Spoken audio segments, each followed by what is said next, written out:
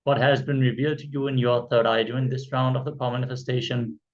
Before we enter into the verification, where we are going to once more project the picture on screen so you can compare what you have seen through your third eye.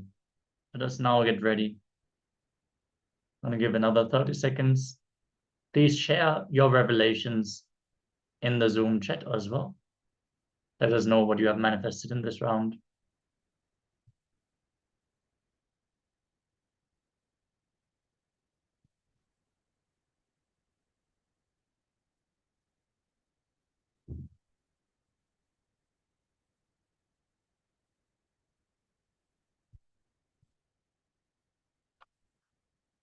Ma Tran Jenny has sent a message. I see moon or sun. Very nice. Thank you for sharing, Ma.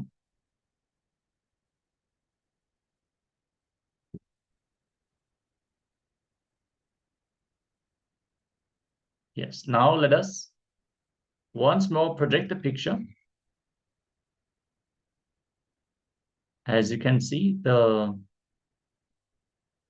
there is a lake or a river in the mountains and some boats. There's clouds. The sky is covered. There's some snow on the mountains. Any of the colors. There's a yellow boat. The whole picture is in a bluish, gray, black, a lot of white. The footwork is in a reddish brown. Any of these colors, if you have seen, that is a successful power manifestation. Let us, without hesitation, enter into the next round of the power manifestation. Again, tie your eyes as we are going to project another picture in just a few moments. Everyone, please settle down and get ready. We're going to project another picture in just a few seconds.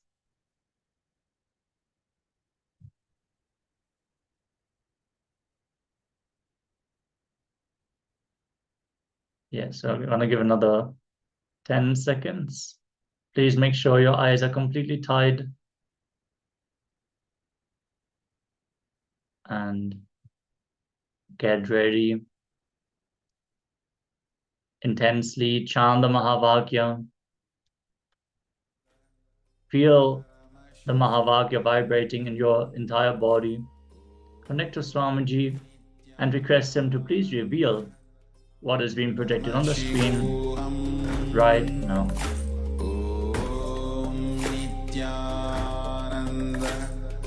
Paramashivoham Paramashivoham Om Nityananda Paramashivoham Om Nityananda Paramashivoham Om Nityananda Paramashivoham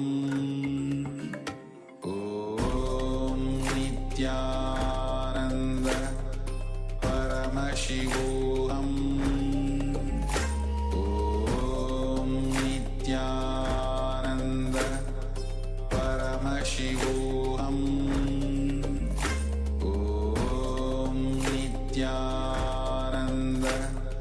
Om Nityananda Paramashivoham Om Nityananda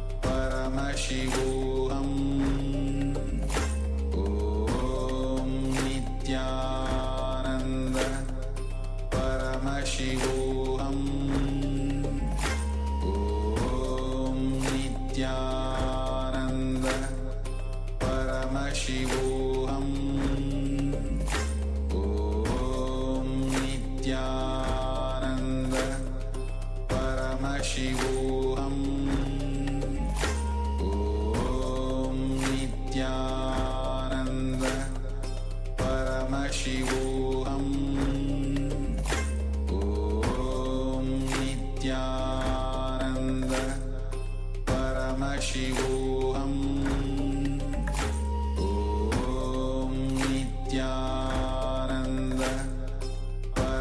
Paramashivoham Om Nityananda Paramashivoham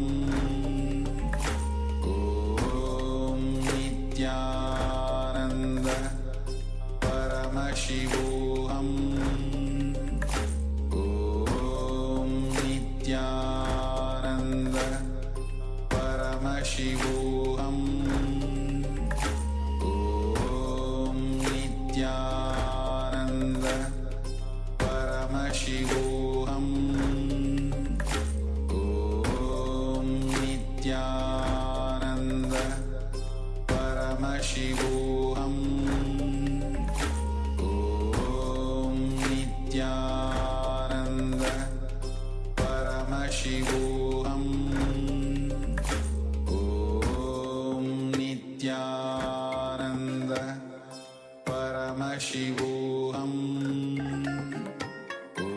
Om Nityananda Paramashivoham Om Nityananda Paramashivoham Om Nityananda Paramashivoham Om Nityananda Paramashivoham Om Nityananda Paramashivoham Om Nityananda Paramashivoham Om Nityananda Paramashivoham Om Nityananda Paramashivoham Om Nityananda Paramashivoham Om Nityananda Paramashivoham Om Nityananda Paramashivoham Om Nityananda Paramashivoham. Yes, you can all remove your blindfolds now and pen down what was revealed in your inner space. Every detail that has shown up in your inner space, pen it down and let us know in the chat what you have seen. Let us take a few moments and send in the chat what was revealed in your inner space in this round of the power manifestation.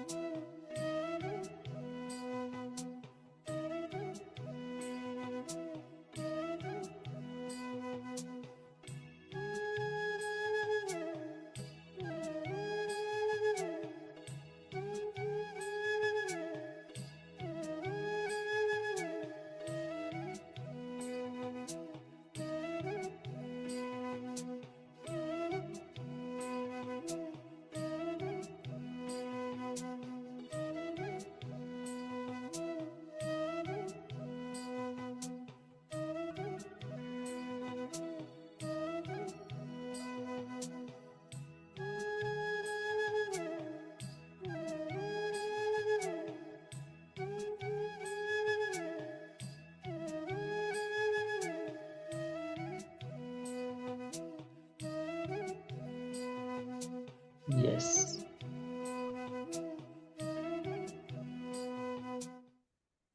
Let us now project the picture once more. As you can see, this is the setup for a puja. We have the oil lamp, we have some pieces of camphor in a small brass bowl. There is a brass plate with incense and flowers. There's kumkum and sandalwood powder.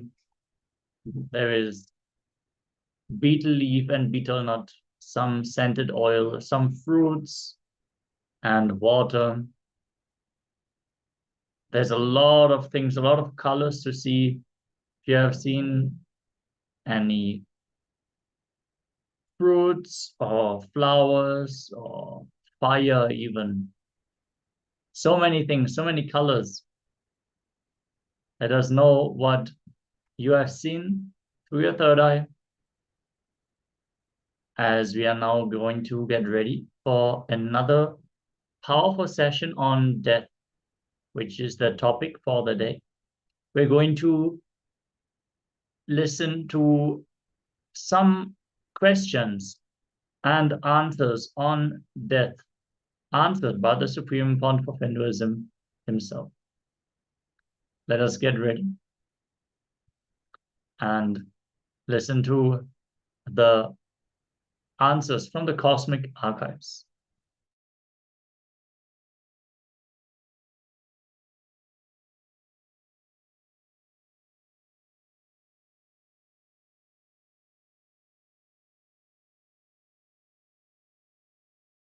Is it true that if you die with unfulfilled desire, you become a wandering ghost and a wandering Yes. spirit? When you die with unfulfilled desire, you become the ghost which has so much of restlessness.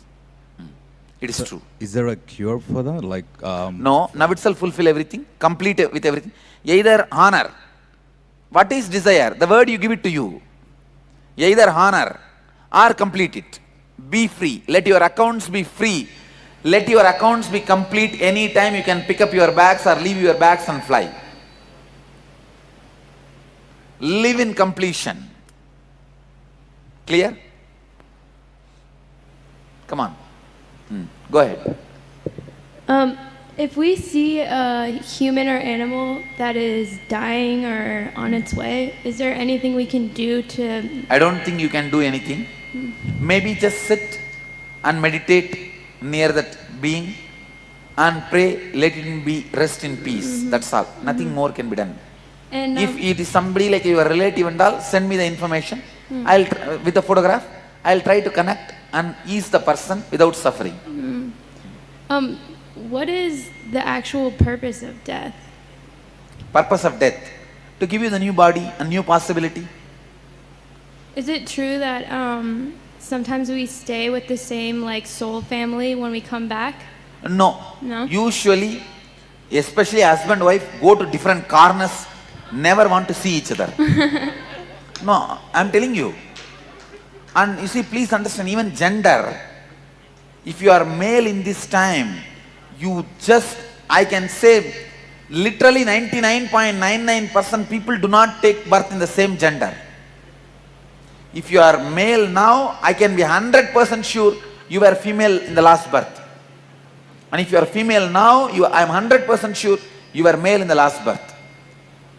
Can we go from human to animal in a new birth, or is it just human to human? Usually, 90% chance humans don't go down as animal. Only when they do extraordinary crimes, they go down as animal. Did we start as animals to get to being a human? Yes, if you have done some extraordinary crimes, like a chain murders, that kind of a... see, in the beginning you start only as animals and grow to human. And after human birth, very rarely you go back to animal consciousness. Nice. Only some extraordinary crimes, not ordinary crimes. Yeah. And one more thing, stealing is not considered as crime in the cosmos. Only if the other person suffers because of your stealing, it is crime. Murder is a crime and rape is a crime if the other person suffers. Stealing is a crime if the other person suffers. For example, you steal $1 million from somebody, but the guy is a billionaire, he doesn't suffer, he says, hey, it's okay, leave it, chalo. Then it's not recorded as a crime in the cosmic law. You just steal only $1 from a fellow and he curses you, rolls on the ground and cries. Then you get the karma of equivalent to murder. Understand? The amount of suffering you cause to the other person only referred as a crime, otherwise not the action itself. The consensuous relationships, alcohol, nothing is considered as a crime. But I am not saying do all that. I am not saying do all that, but nothing is considered as a crime. Marriage has no cosmic legal sanction. Marriage is the cosmic law, marriage does not exist. It's your social law. So when somebody has an affair, extramarital affair and all, it is not even recorded in the cosmos. And I am making it very clear, I am not encouraging or asking you to do. I am just giving you the cosmic legal opinion. So, there are many things in the cosmos not recorded at all. Only the violence is considered. Even killing a mosquito is recorded as a murder. So never kill a life. And never ever eat non-vegetarian food. Means making your food out of killing a body which can feel pain. Understand? So there is certain frequency of pain where that life can protect itself. We means animal, fish, all that. So those bodies should not be eaten. But the plants and all, they do not feel the pain where they can protect themselves. So their level of consciousness is very low. They can be consumed as food. But anything which feels the individual possibility should not be consumed as food. Do not kill them for food. Cosmos does not record stealing. Cosmos does not record the extramarital affairs. Cosmos does not record alcohol. Cosmos does not record stealing. And so many things which you created doesn't get recorded. And even if you kill for the sake, you are only going to go to hell. Cosmos does not record patriotism. Patriotism is not accepted in the cosmos.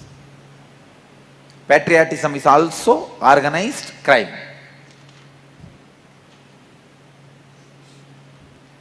Any other doubts you guys have about this cosmic law and the country law?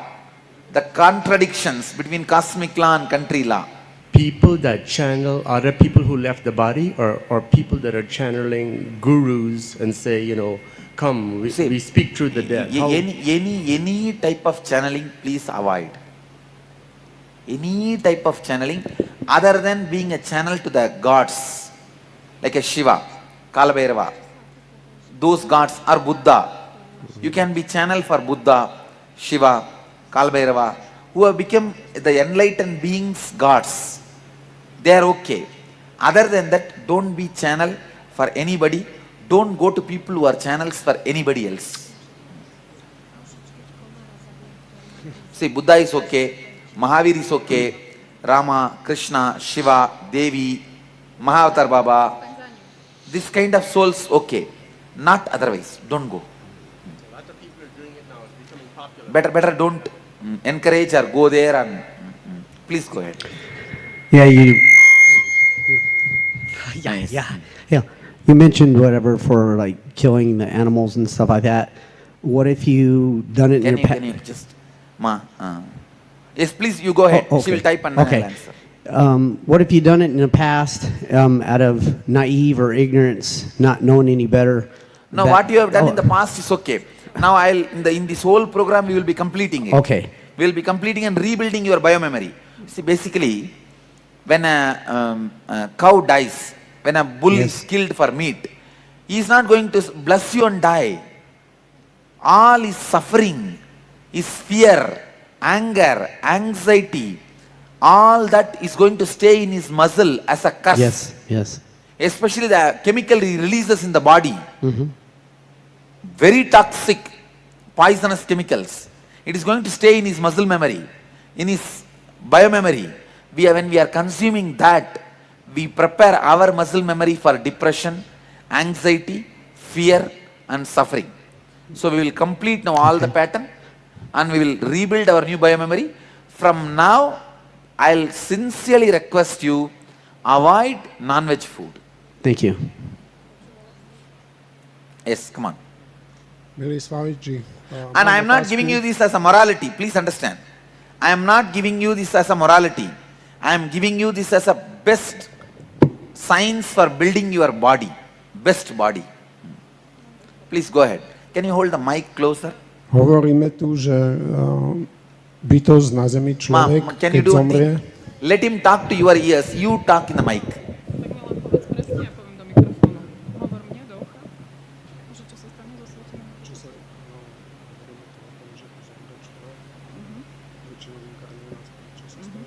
Okay, he's saying we're talking about death, but he's curious what happens to enlightened people. Like if he gets enlightened or anybody, where do they go? Enlightened people, when they die, they don't disappear. They just become the whole consciousness.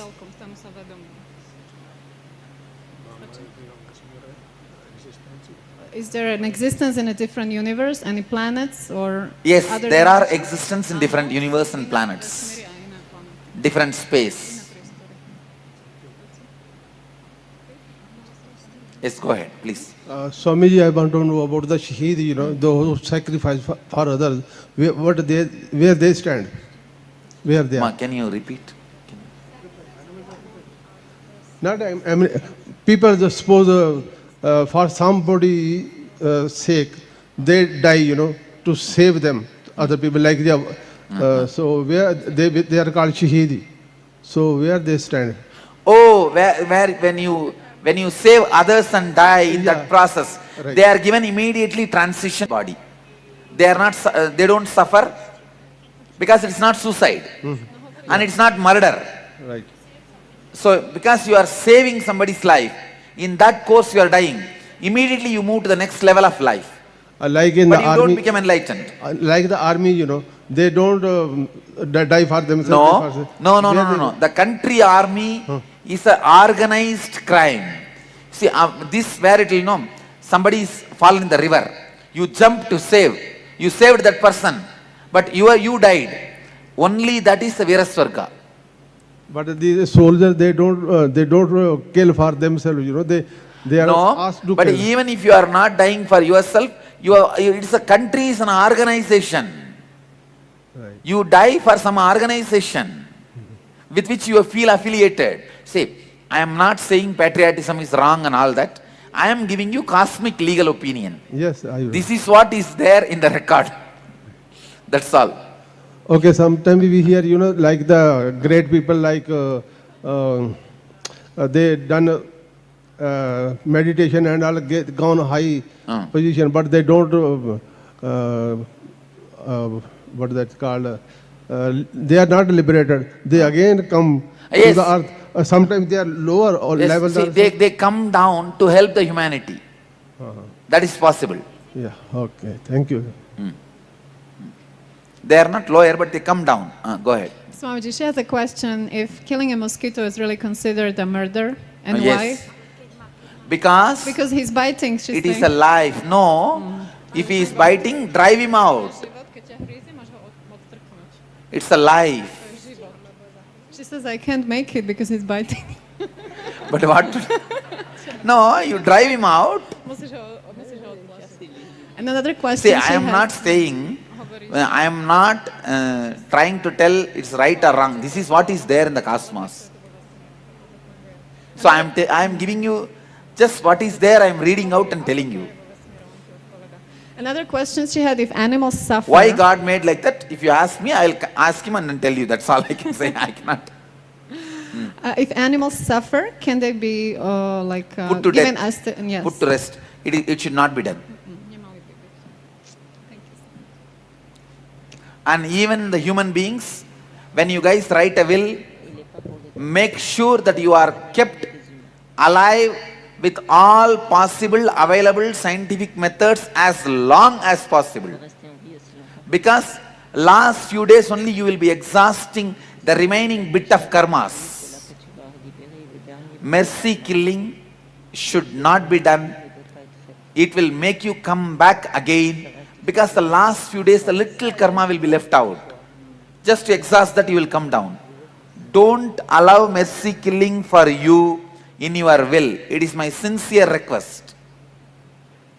Even if it is few days, be in this body and finish it off and go. Understand? How many of you are in the countries where this kind of wills are written? If you are unconscious, brain dead, what to do and all that. Yes, I know. In US and all, you have to write a will. What to do in those moments. Who will take decisions and all, there are things. Many of my US devotees and ashramites, they put my name, that my decision should be executed. Now what I am saying, you need somebody who will take the right decision for you, or now itself write it in the will, but you should be kept alive as much as possible, as long as possible, using all the available resources. Doctors will tell, no, brain dead, only heart is functioning. If we remove the ventilator, heart will stop. No. As long as the heart is functioning, keep the ventilator.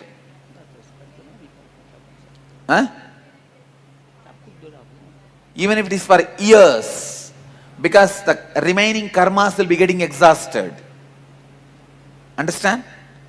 So do not quicken the death even for 1 second. Even two karma which is not completed can bring you back to the body, and then after coming back you may get caught with this whole nonsense. Understand? Yes, please go ahead. She would like to know what you understand with karma. Karma? Yes. Karma is incompletion you carry inside. Also, she would like to know what is God then, because you never talk about God. God is a independent intelligence which is constantly making everything to function as an independent intelligence.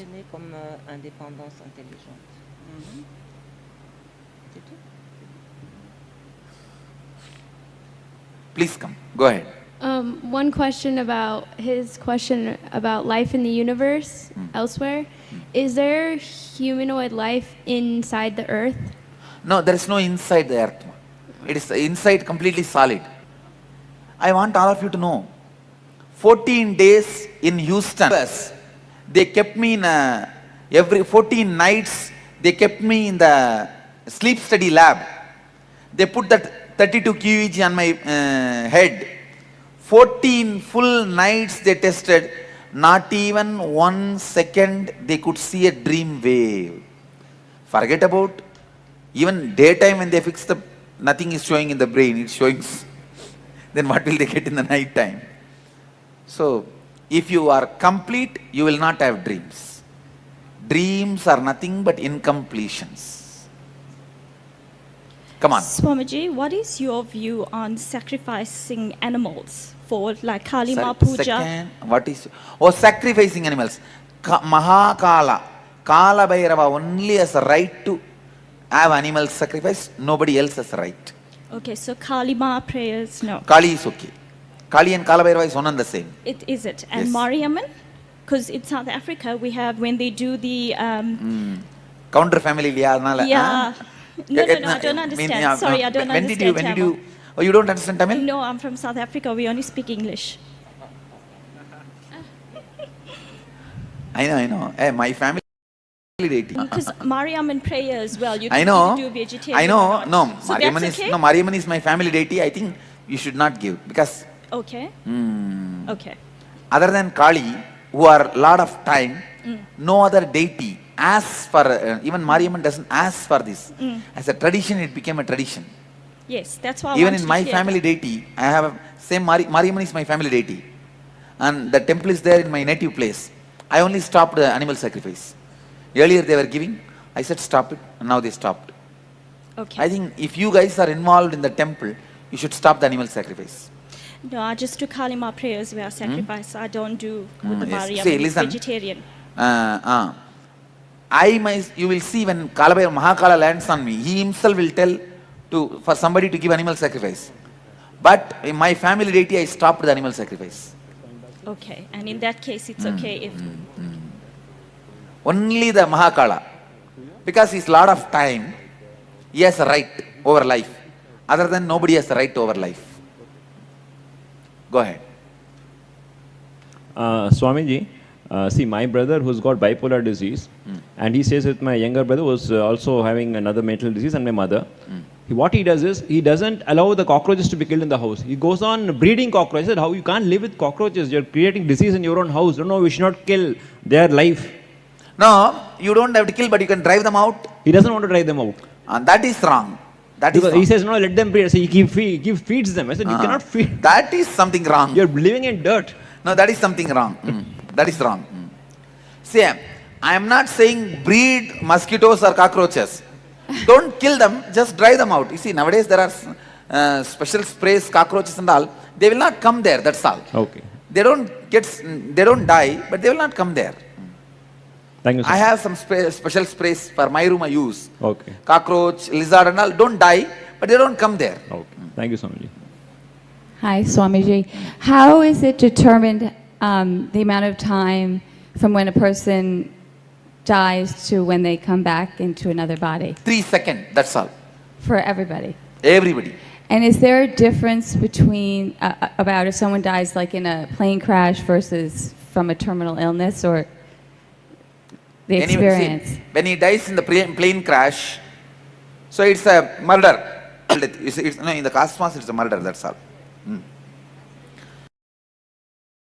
Passenger, it's a murder. Oh. Cosmos has only 2 categories, murder and suicide, that's all.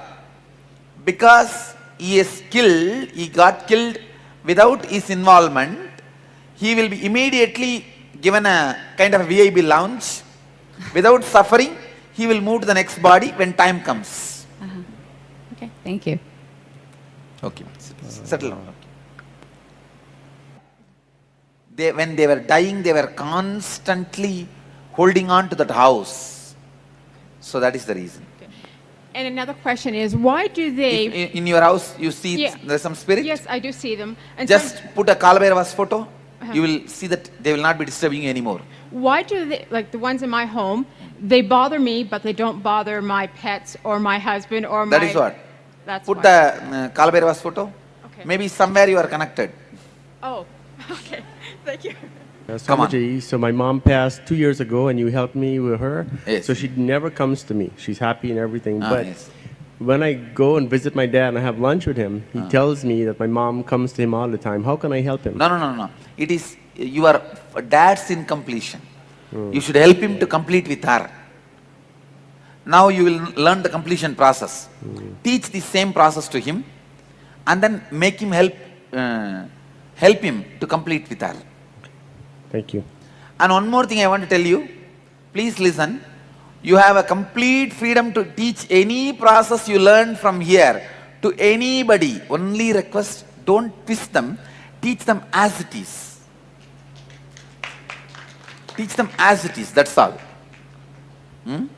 You have a full freedom. As I said, knowledge is free in our Vedic tradition. You have a full freedom to teach.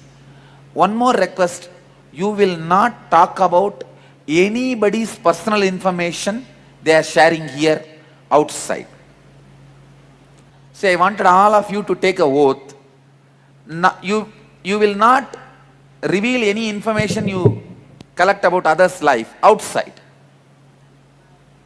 Like what happens in Las Vegas stays in Las Vegas. Same way, what happens here stays here. Nothing wrong happens here. But I don't want any of you guys going out and talking anything.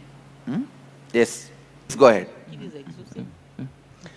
So you said that the soul is entering a baby's body only at birth. Yes. So her question is, why is the baby then moving in the womb? That is because of extension of mother's life. See, the baby is connected through the umbilical cord. Umbilical cord supplies the energy of all the movements, but baby can't think independently. Understand? It can only move mechanically. It cannot think independently.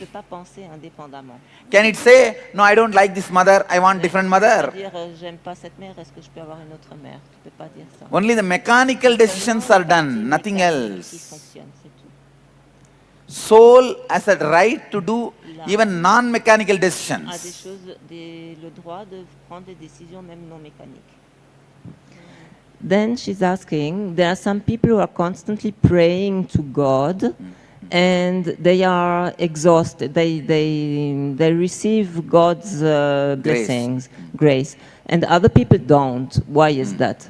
See, when you are sometime out of incompletion, fear, if you pray to God, the fear pattern only is becoming stronger and stronger. God will never be able to grace you. If you are praying out of completion, immediately attends to you. When you are praying in completion, you relate with God. When you are praying in incompletion, you are relating with your incompletion. Alors Dieu il te donne sa grâce. Et si tu pries en étant en incomplétude, alors tu pries envers ton incomplétude et tu ne pourras jamais avoir la grâce. C'est bon. Please come. Next. I don't know, maybe you can help me understand. My wife, her dad committed suicide September of this year, and I mean, it was pretty hard for Chris to take. We were doing a project, and I was in the equipment running it, and her dad came to me and told me that he came to me because he knew that she wouldn't be willing to accept him because she had conflict with him, I mean, by what he did. So he came to me to relay the message to her and to explain to him. After death or before death? After, it was like 2 or 3 days after. Suicide? Yes. Oh. Is that, am I right, or is that in my head? No, but I am saying, after suicide 2-3 days means, suicide means he can come. Okay. Still he would not have got the body. He will be waiting till the natural death. Yes, I mean, and he came to me and he let me know to tell her that it was nothing to do with her. It was all him, and he knew the moment that he did it that it was wrong and he made a mistake, but he couldn't change it. And he wanted me to try to make the bridge to make the amends for her. Yes. Okay. I understand. Okay. But he can't do anything now. No. And I just wanted to know that I wasn't crazy, that he did come to me, like I said. It's not, it's happened, really happened. Oh yes, it really happened, and it is like the same thing with other people. They've come to me, and I just want to know I wasn't just like hallucinating or thinking, okay. I understand. Come on, please come. The baby inside the mother womb, there is only one soul, which is the mother. Then how could the knowledge transfer happen in the inside the It is possible. You know, the knowledge is after all biomemory. Whatever Narada did to Prahlada is preparing the biomemory. Whatever Abhimanyu, Krishna did to Abhimanyu is preparing biomemory, not the soul. When that kind of biomemory comes out, that level soul only lands in that body and uses it. So it will enrich only the body, not the mother's. But only the mother hears the information. Anything mother hears can get recorded into that. But it won't register in that mother's biomemory. See, Chakravyuga, for example, Abhimanyu's case, Abhimanyu's mother did not have the knowledge, only Abhimanyu had. Just opening the... Come on. How does an incarnation choose a body? Business secret. It's a long story. Do one thing, I'll talk about it. But I don't think now we have time to talk about it. When we will have, without forgetting, put this as a question in the slip. At some time I'll talk about it. Please go ahead. Go ahead. I've actually killed some mosquitoes. Oh, that is okay. Now, in the further sessions, we will help you to complete. But in future, just make sure that you avoid killing as much as possible. Okay, yeah, that's what I was going to ask, if you could complete. So that's good. Yes. Thank you. Thank you. Yes. So I have 4 children. Two were adopted and 2 are biological. So my question is, for the 2 children who were adopted, if their soul came in coming into the birth mother, and then suddenly I'm their mother. Is there... No, there is no conflict in the soul. No, okay. No Okay. conflict, no conflict. Please, come on. I'm going to ask this for him. Yes.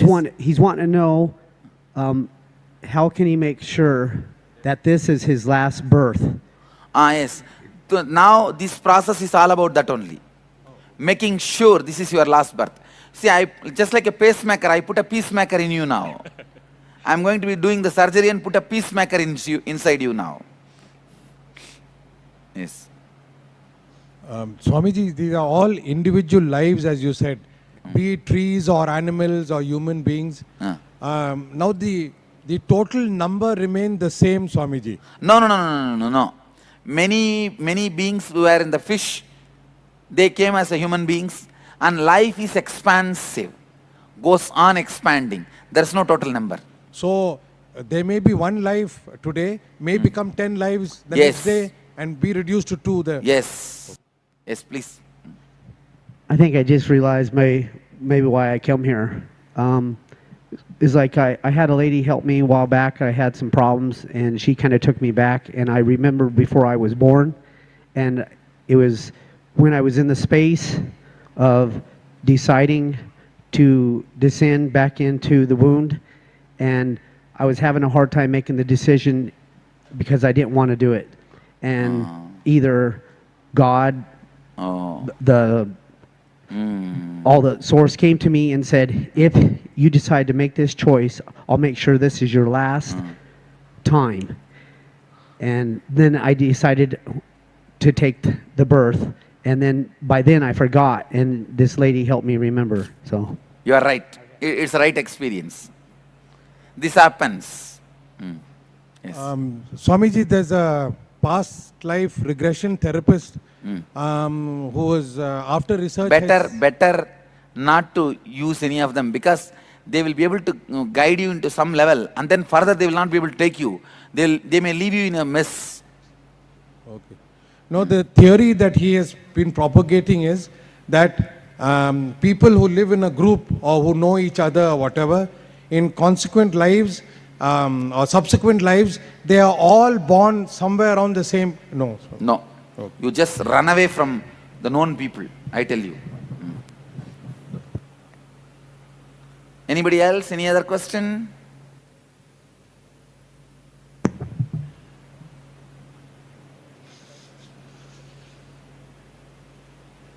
Swamiji, in some cultures, they have something called like a halal meat, where they kill the animal without it experiencing the suffering. Is that? They kill the animal without suffering. That's what they claim. No, if the animal naturally dies by aging, that meat has no problem. But even if you kill it, by any way you are reducing his longevity, his lifespan, then it is suffering. And what does the cosmic law state about divorce and, No, divorce has no problem in the cosmos. Cosmos does not recognize even marriage. Where is the question of divorce? You understand? The whole marriage system has no record or reference to, cosmic law has no reference.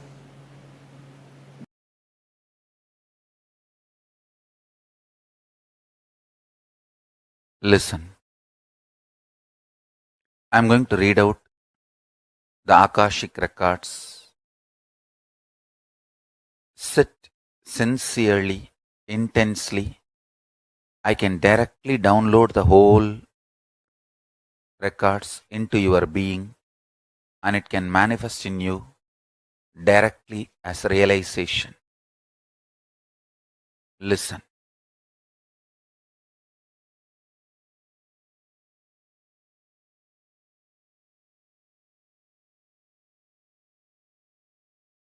Kala means the dimension of the universe in which the vibration component, the Parashakti component of Paramashiva manifesting Understand? When Paramashiva decided to become many and celebrate himself, his Parashakti, decision to become many, started operating on the dimension called Kala. I'll give you an example. Just zoom out. See the space where big bangs and black holes happening simultaneously, billions of planets, suns, moons, stars moving, taking birth, living for millions of years and disappearing simultaneously.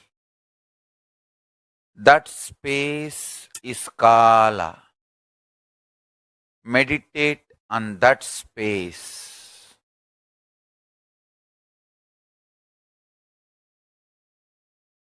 In Kala, life comes, lives for billion years and relaxes simultaneously. Billion year, beginning and the end exists simultaneously. Without any gap, billions of years exist simultaneously. That dimension is Kala. Understand?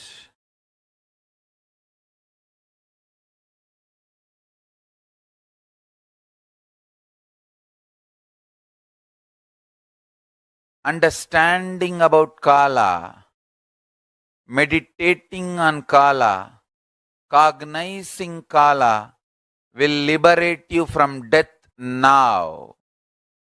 You will understand there is no death. Kala Bhairava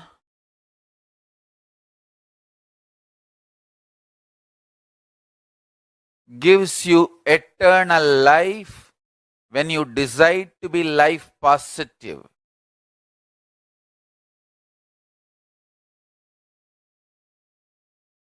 Extreme love is life positive, constantly contributing, sharing yourself. Extremely loving is the smell of life positivity. That is the source of Kala Bhairava. That is Kala Bhairava. Listen.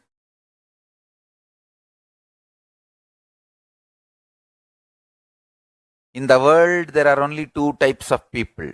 One, continuous contributors.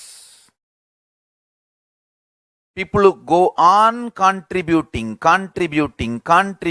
loving, caring, enriching.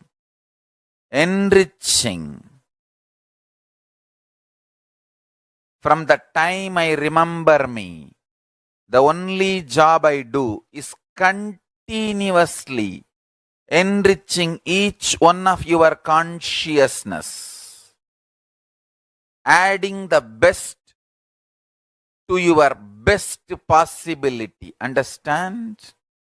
You have multi-dimensions: body dimension, psychology dimension, physiology dimension, mind dimension, emotion dimension.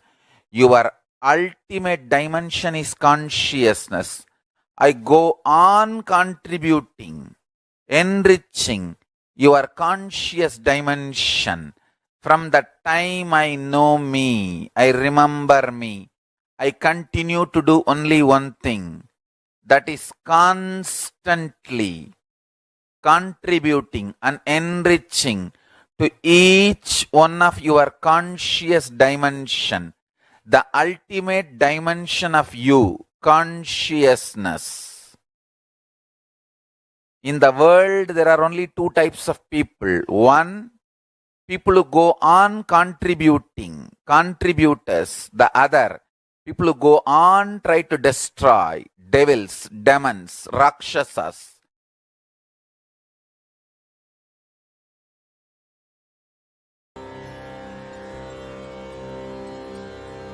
Death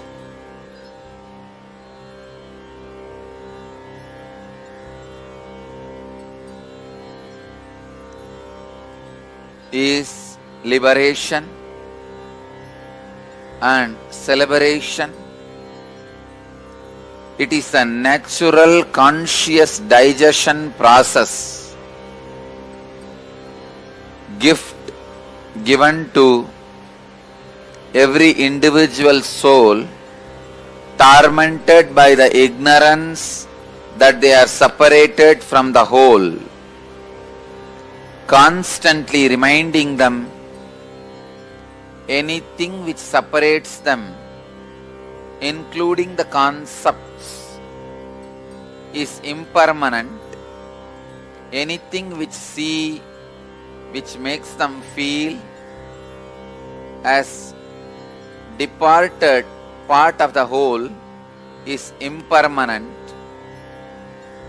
To make every individual soul understand that the concept of your individuality is imagination and impermanent, death is given as a natural boon to the whole universe.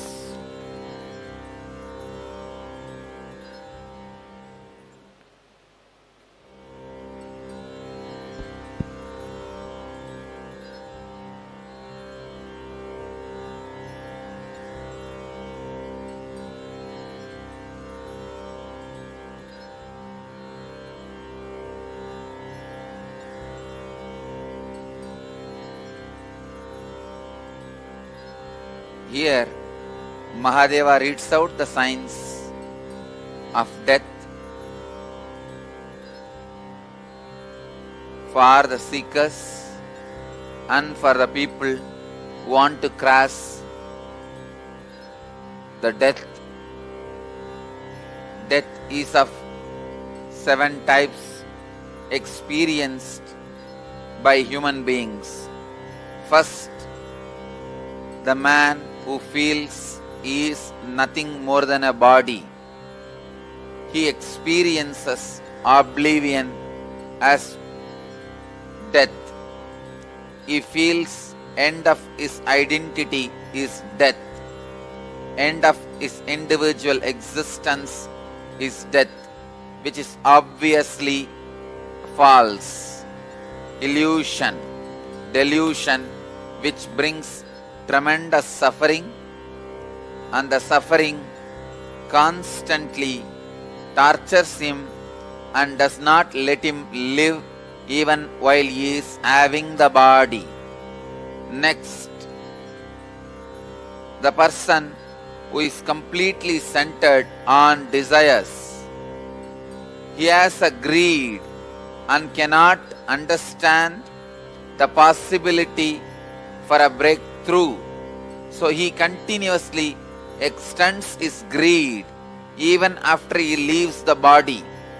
All the concepts exist in all half-baked philosophies and religious concepts, the concepts of heaven, an extended life where the desires are fulfilled, where the continuum of the desires exist, is extended delusion of desire-based individual identity setup.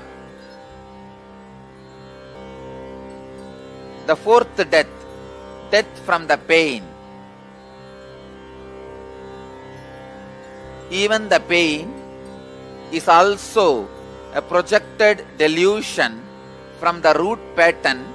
It does not exist and it cannot coexist with the existence of the cosmic soul, as the cosmic soul's presence is felt every day by your individual soul in the deep sleep and the restful awareness. The pain pattern also faces the death When the pain patterns faces the death, the experience the individual soul goes through is depression. Depression is not even the existence of pain. When you don't even project your pain, when you are not even capable of projecting your pain on the reality, the comparative reality, the constant torture you do to yourself with the seed is depression. Seed which cannot grow but continues to exist as a living seed is depression. The death from the depression is the sixth death called dark night of the soul.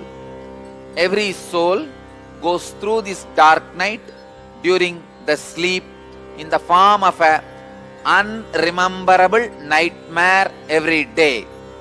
Morning, when you come out of the nightmare and can't remember the scenes but only can experience the feeling of the nightmare, it is dark night of the soul.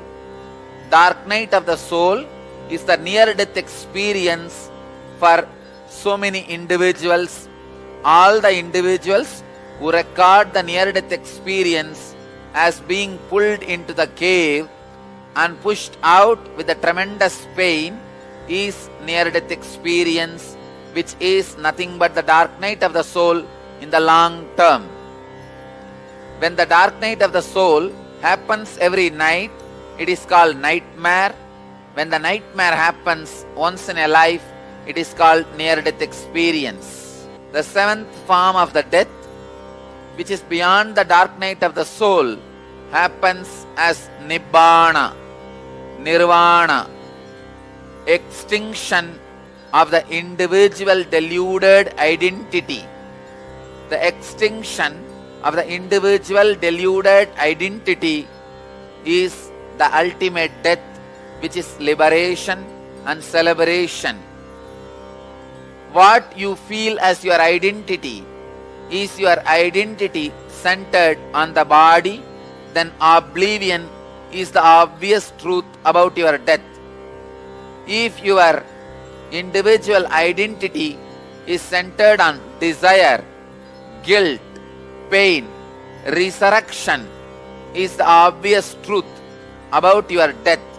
If your individual identity is capable of going through the depression and dark night of the soul, reincarnation is the truth about your death. If your individual identity is prepared while in the body itself to go through even the depression and the dark night of the soul, unable to exist without the help of the body and mind, enlightenment, liberation and celebration is the truth of your death.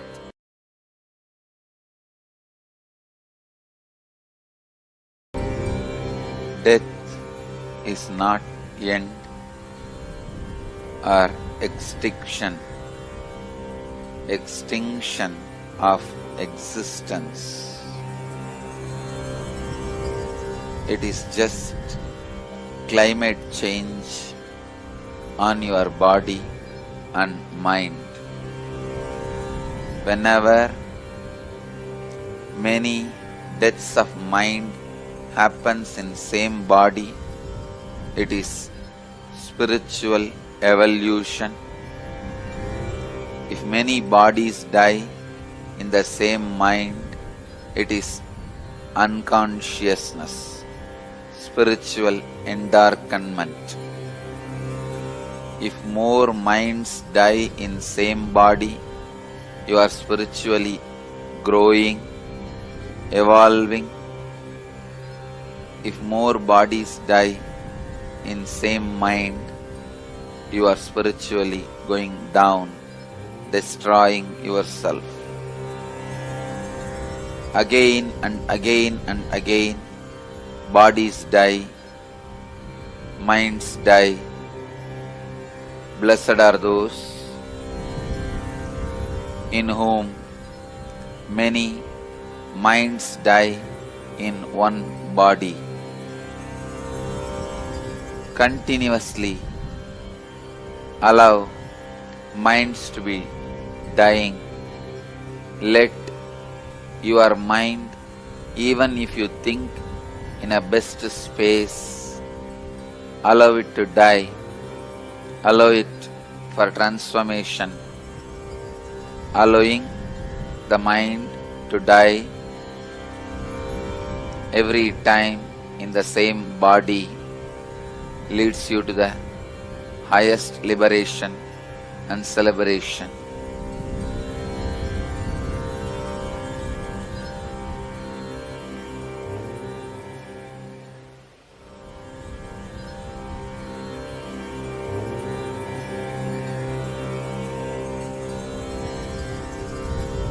The concept of money, possession, ownership is the side effect of inability to accept the death of the body.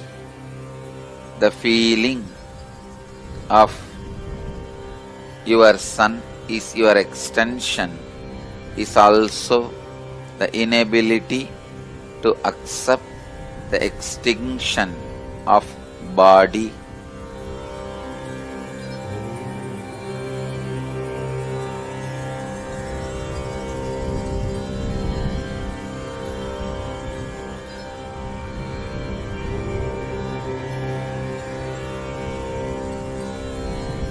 When you are ready to accept the extinction of the body, the part of you which does not die goes through a powerful transformation and liberates itself from the dying component of you, which is the body. Through this way, it achieves a space where there is no extinction, where there is no death.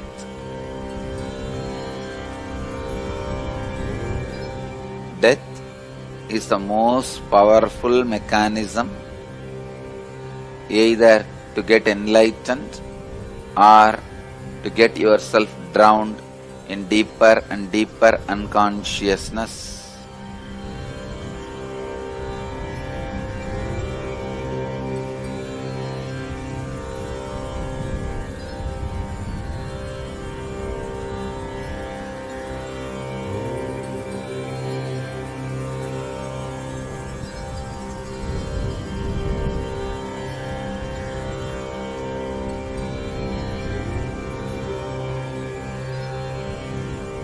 Every day, when you fall asleep, it is equivalent to death.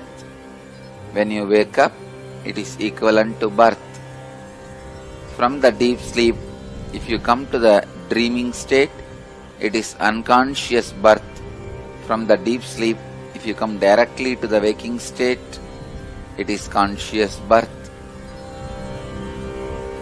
Every day, you go through birth and death.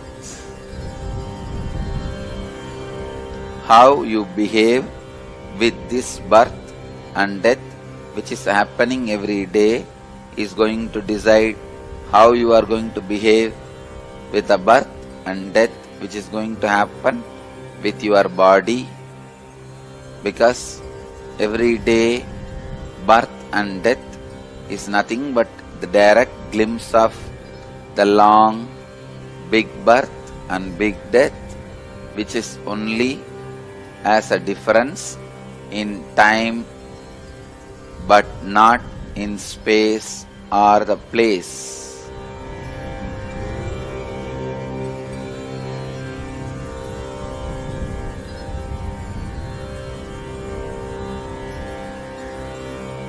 Your everyday birth and death and every life birth and death happens in same space and place. Only time difference between one birth and the other birth. The time difference between birth death of one and the birth death of the other is different.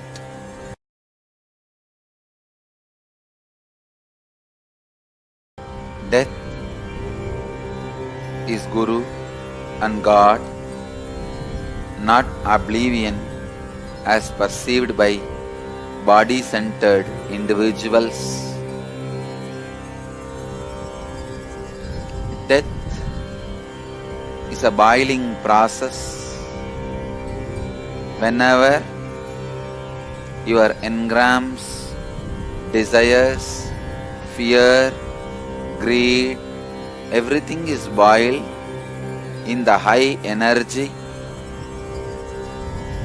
there is a possibility your desires can become reality, your fears can be conquered, you can be free from both desire and fear if you are ready, courageous enough to face the process with consciousness. Understand? During the death, your desires come in front of you just to make you understand the disillusionment which can be caused by their presence. Fears come in front of you, make you understand they cannot frighten you anymore. But if you do not have the awareness to look into them, you get deluded by them even while they come to reveal the truths about them. It is like mistaking a friend to be an enemy, and before even the friend expresses his friendliness, you thinking he is enemy and dealing him with a different attitude. So when the desires and fears come in front of you during the moment of death, have patience and restful awareness to look into them. They are coming in front of you just to tell you their disillusionment and their ability that they can't frighten you anymore. By not looking at them with a deep restful awareness, those desires are given a wrong extension of life by your unaware unconscious mind. When the desires are given a wrong extension of life, what you experience is heaven. When the fears are given the wrong extension of life, what you experience is hell. With restful awareness, when you deal both of them, what you experience is liberation.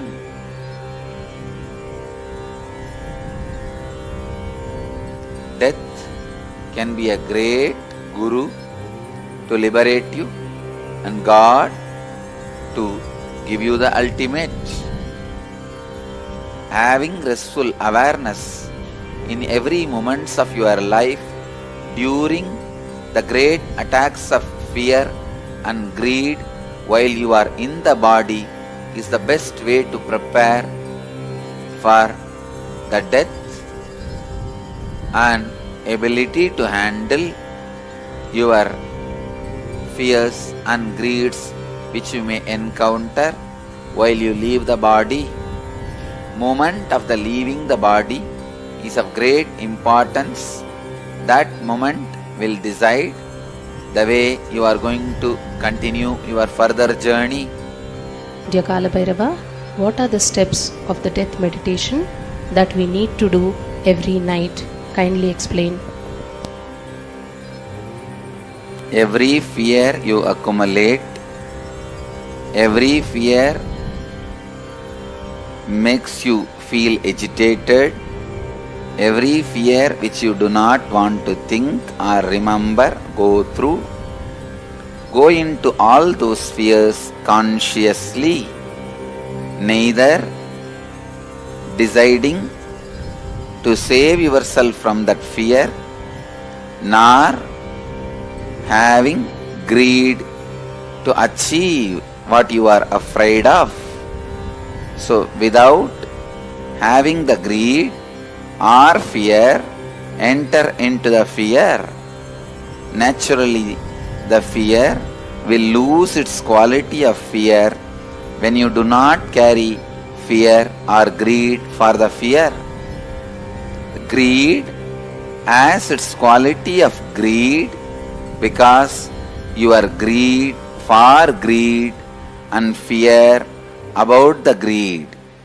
Same way, the fear has the quality of fear because you are fear for the fear and indirect greed towards the fear. So when your fears are approached with fearlessness and greedlessness, the straightening out of your consciousness every day happens. The change of consciousness from Jagrat to Swapna, Swapna to Sushupti, the waking state to dream state and dream state to the deep sleep state happens because your awareness is not straightened out.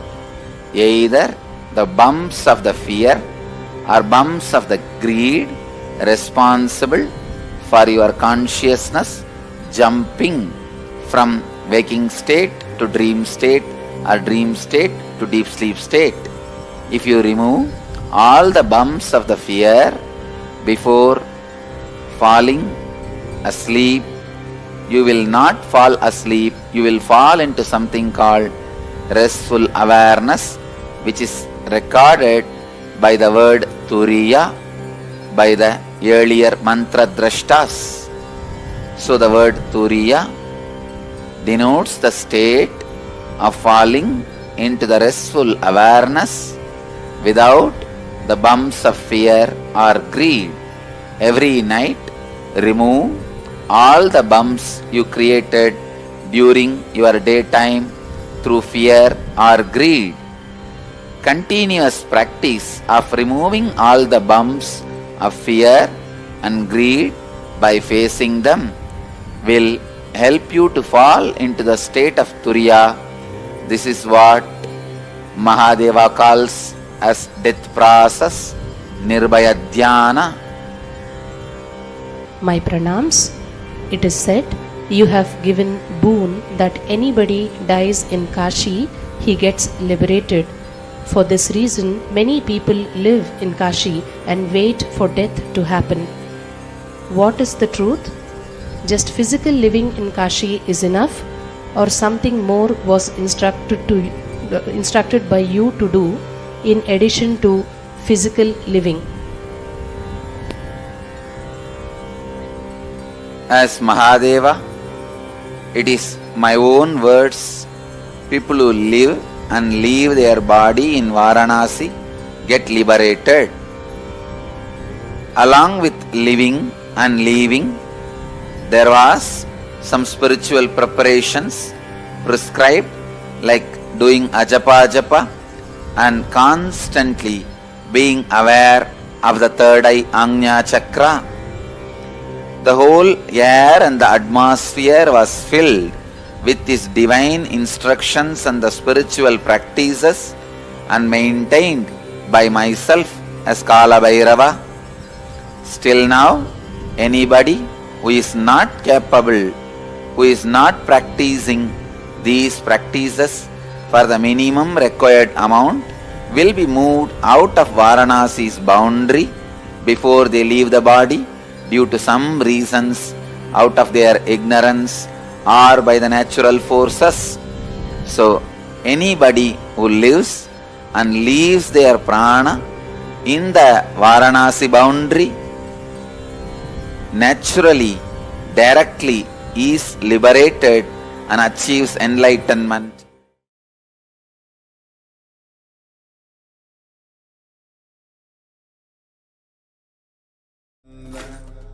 Paramashivoham Om Nityananda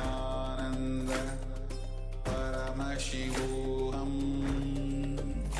Om Nityananda Paramashivoham Om Nityananda Paramashivoham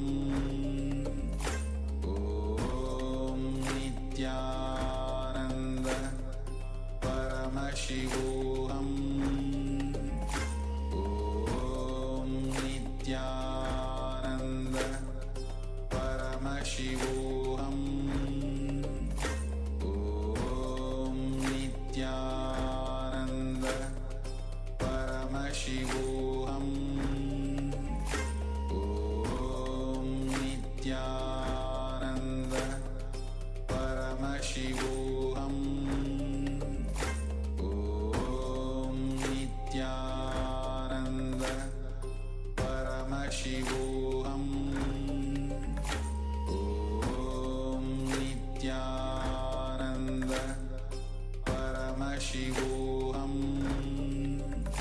Om Nityananda Paramashivoham Om Nityananda Paramashivoham Om Nityananda Paramashivoham Om Nityananda Paramashivoham Om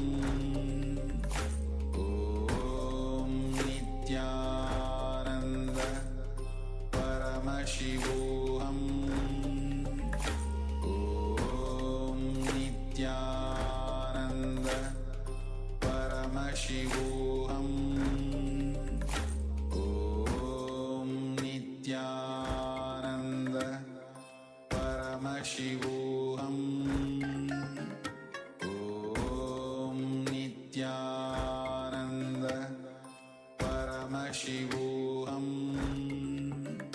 Om Nityananda Paramashivoham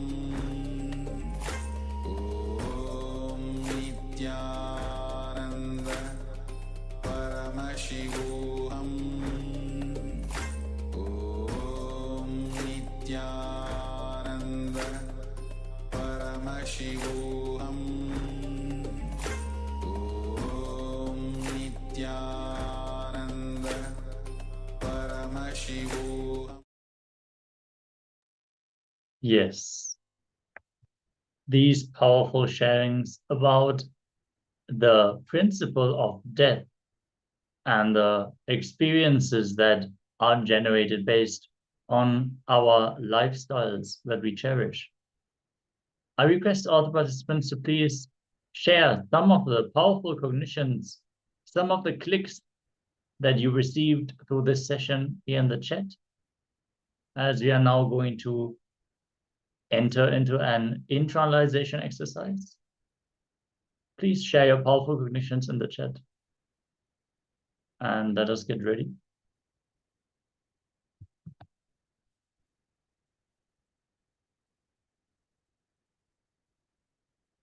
We need to understand death to start living. According to medical science, humans have 2 strands of DNA. The other 10 strands are called junk DNA. If we realign, reconnect, and align our other 10 strands of DNA, we become aware we are multidimensional. Our extraordinary abilities will be reawakened. We can live in multiple dimensions at once. We can hear, see, and communicate with others in these dimensions. A conscious death experience can be used to awaken deeper strands of DNA. When you complete with the death and fears related to death, you do get yogic powers. It can create a new body for you. From the autobiography of the Avatar, the experiences on death from the Supreme Pontiff of Hinduism himself. The first one happened before realizing his avataric mission. It was probably in the year of 1999. The Supreme Pontiff of Hinduism was in Varanasi, Kashi at that time. There was an elderly sannyasi, a very old sannyasi, and the Supreme Pontiff of Hinduism had the responsibility to take care of him every day. He used to bring him food, take care of his needs, and stay in the hospital. One day, the person in the third bed from him was slowly passing away. He was dying. The Supreme Pontiff of Hinduism was able to see what exactly was happening to him. Slowly, he started suffering and struggling. First, he started suffering tremendous pain in the physical body. Then he became breathless. He started inhaling and exhaling erratically. The pain was what would be if 1,000 scorpions were stinging him in the same time. His whole consciousness was being torn. It was like his 6 feet body was as if it was literally being cut into pieces along its length. He was able to experience the pain, the agony, the feeling which he was undergoing. Of course, slowly, very slowly, he started moving away from the physical body. The being started moving from the physical body to the pranic layer, the second layer body. Pranic layer is our breathing energy. All these 7 bodies are 7 energies, energy layers of our being. When the being started moving towards the pranic layer, all the unfulfilled desires of the being started coming up. Then when the being started moving towards the next level body, all the guilt started rising. Oh, I should have lived in that way. I should have lived in this way, etc.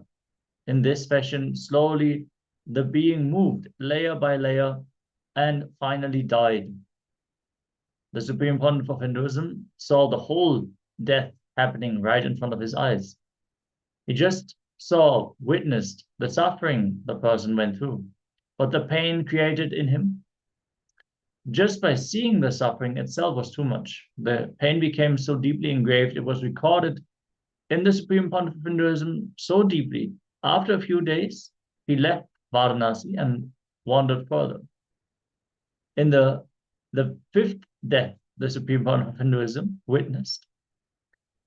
The avatar was healing a patient in a hospital in Bangalore in the year 2002.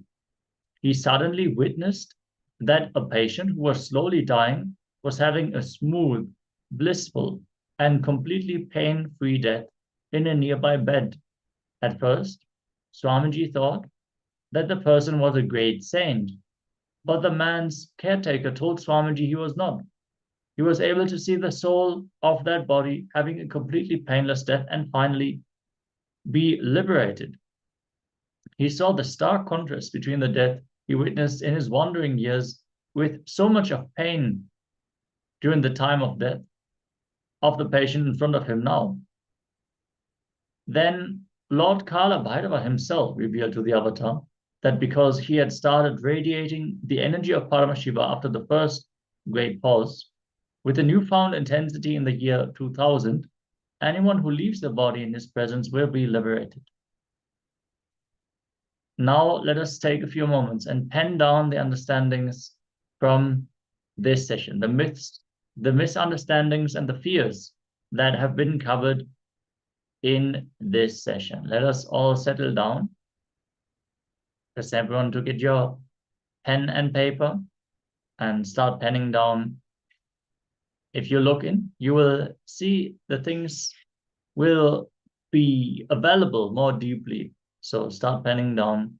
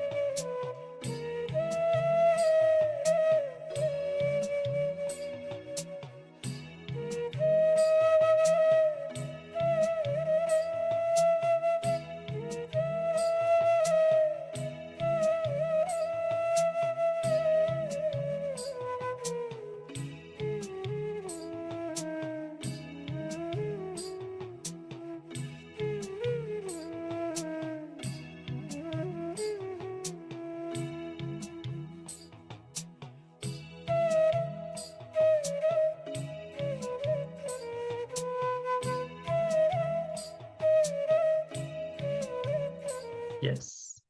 If you would like to share your insights and your powerful cognitions, please share them here in the chat, as we are now going to enter into the next round of today's power manifestation. Today we are manifesting the power of blindfold reading. So have your blindfold ready and settle down.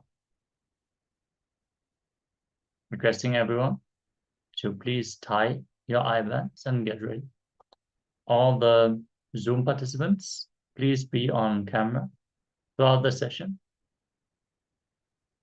Let us now enter into the Shastra Pramana for the power of third eye. The Shastra Pramana, the scripture reference, goes as follows. Kapalantar manonyasya tishtan militalochanaha pramena manaso dartyad lakshayet lakshamuttamam.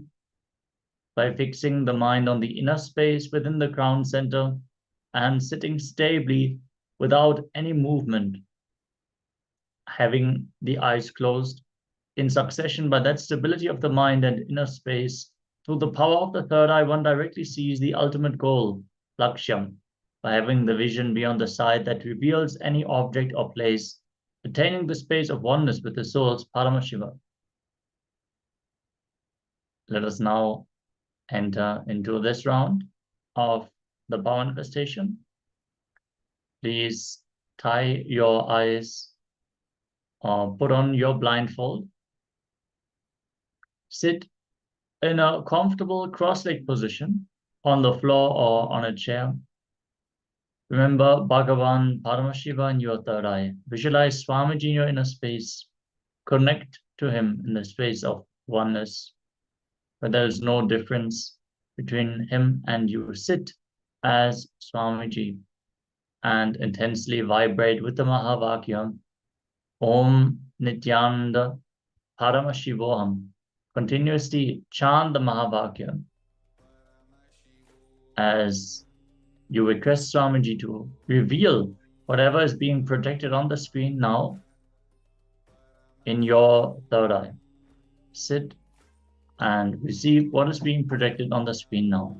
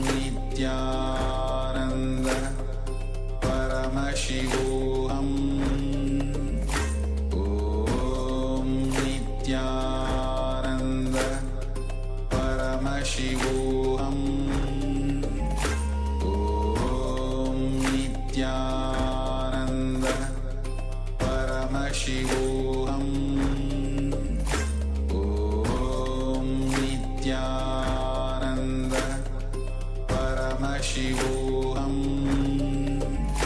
Om Nityananda Paramashivoham Om Nityananda Paramashivoham Om Nityananda Paramashivoham Om Nityananda Paramashivoham Om Nityananda Paramashivoham Om Nityananda Paramashivoham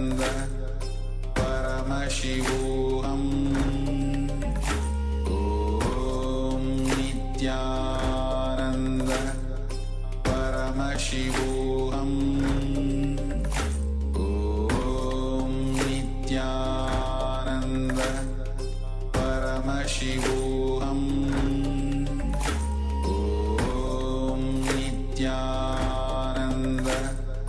Paramashivoham Om Nityananda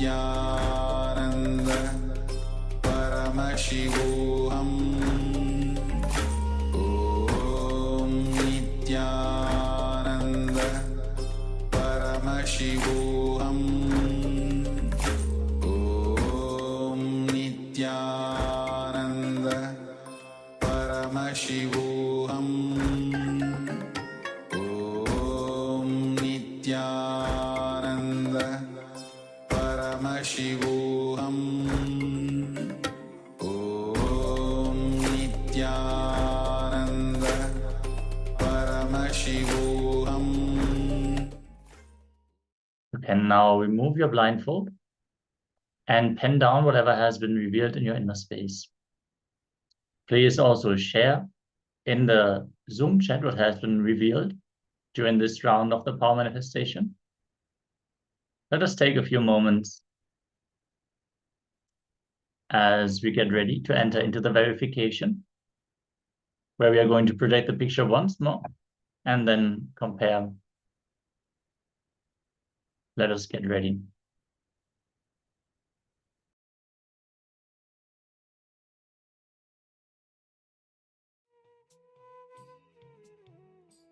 Requesting also all the YouTube viewers, please let us know in the chat what has been revealed during this round of the power manifestation.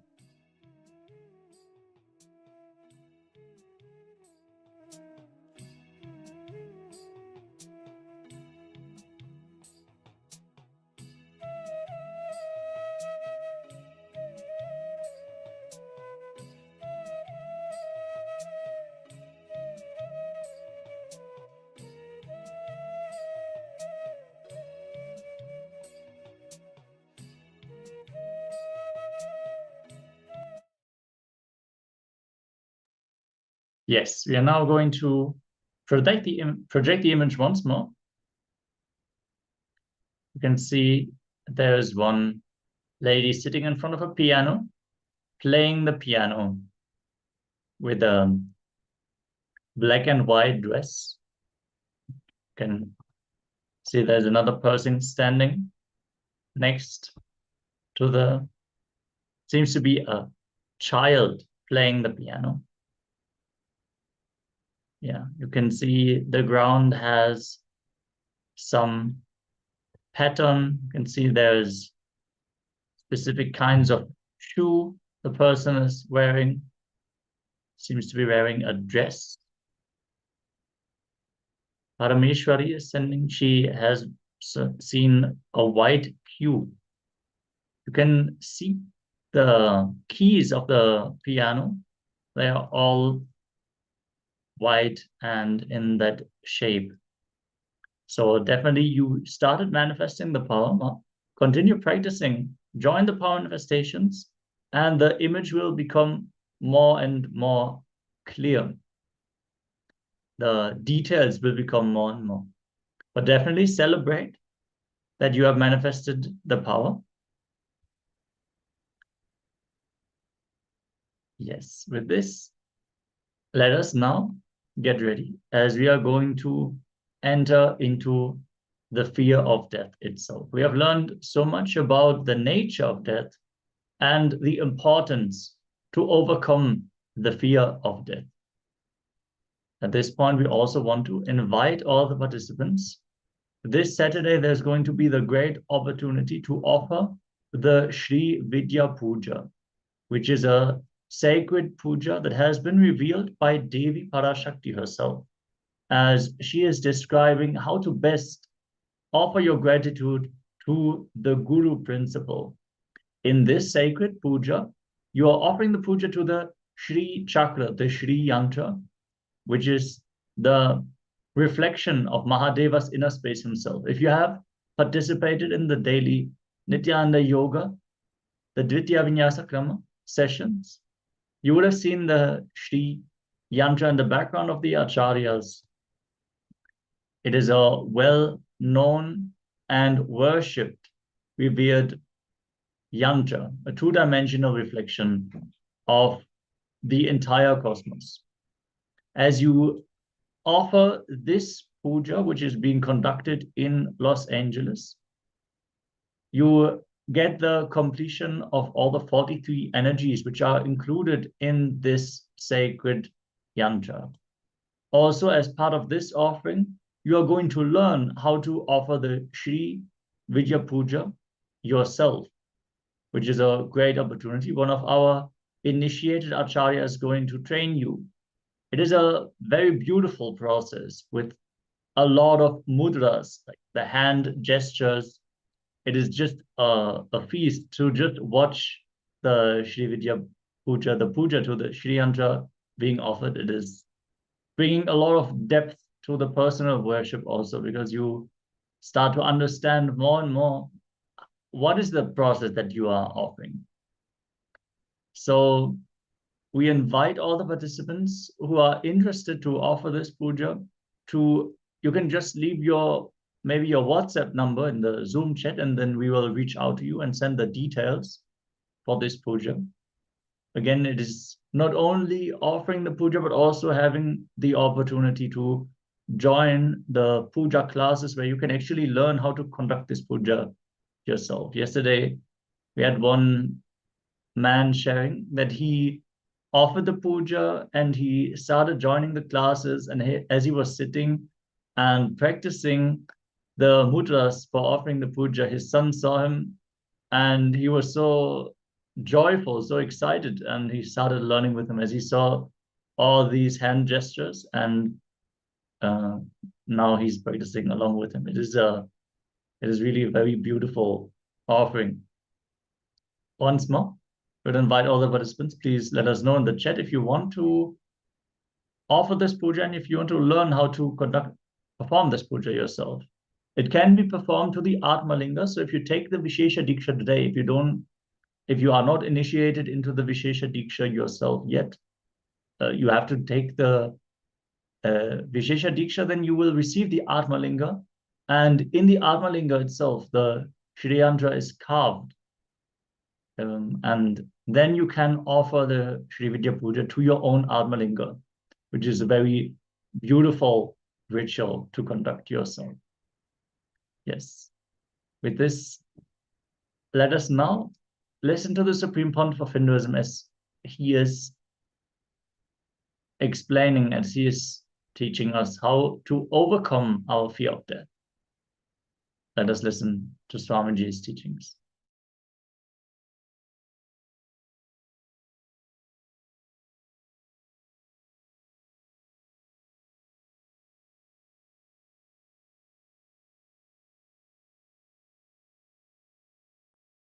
I'll share these 5 statements.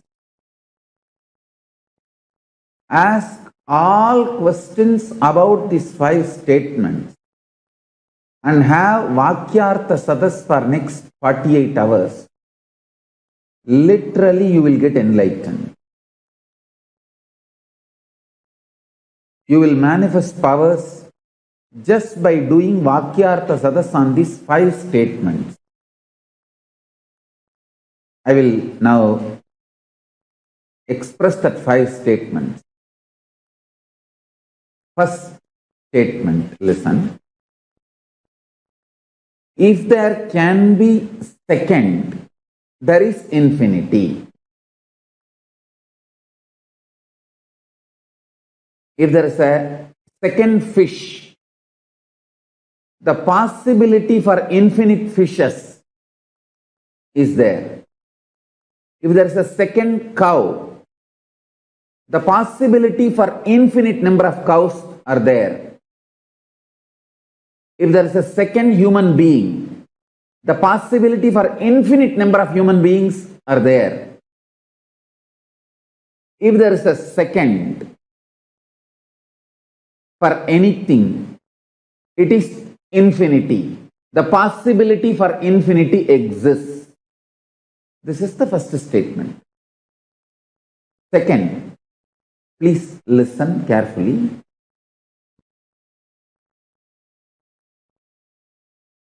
Each one of you are universe.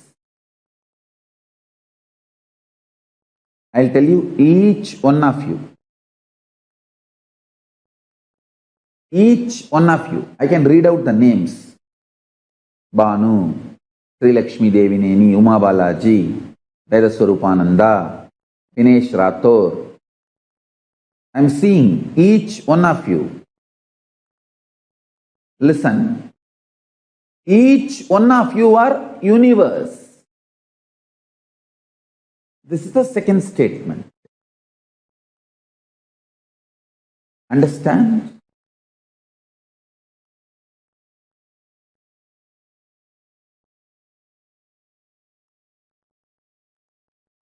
Ask all questions you want to ask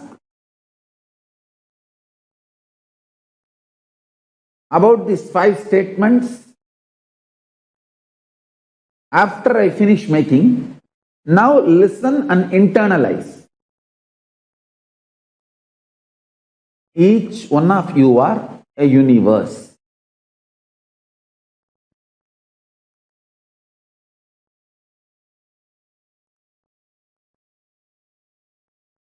Third statement. All of you have the seeking for something unique only you have. All of you, deep in your heart, believe there is something unique only you have. And seek that. Search for that. Try to discover that. Try to find that. This is the third statement. Listen, all of you, by your nature, by your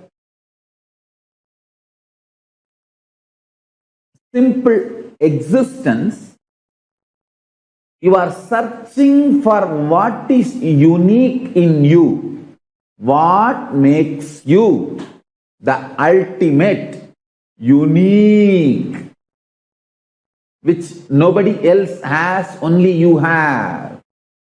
All of you have confidence that there is something only you have, others don't have. And all of you are seeking what is that. This is the third statement. Listen. The fourth statement. What is in you that is seeking your uniqueness, that is unique, means your consciousness is unique only for yourself. Fourth statement. Your consciousness is unique only for yourself. Now, listen to the second statement. Each one of you are universe. Listen to the fourth statement. Your consciousness is unique to yourself, which no one has it. Now listen to the fifth statement. Listen to the fifth statement. This can make you enlightened just like that. Just by doing Vakyartha, listen to this fifth statement.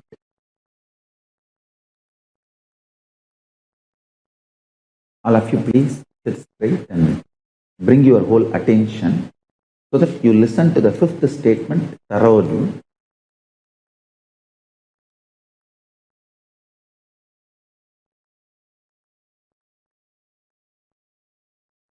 Each one of you are universes. You have your consciousness which is unique, which no one else has, only you have. The unique consciousness you have is only one, and universe you have is infinite. This infinite and this one is one and the same. The multiple multiverses, only one consciousness you have, are both one and the same. Listen to the fifth statement. Multiple universes, I should say multiverses, and the unique consciousness you alone have is one and the same. Understand? Listen intensely. This fifth statement, understand?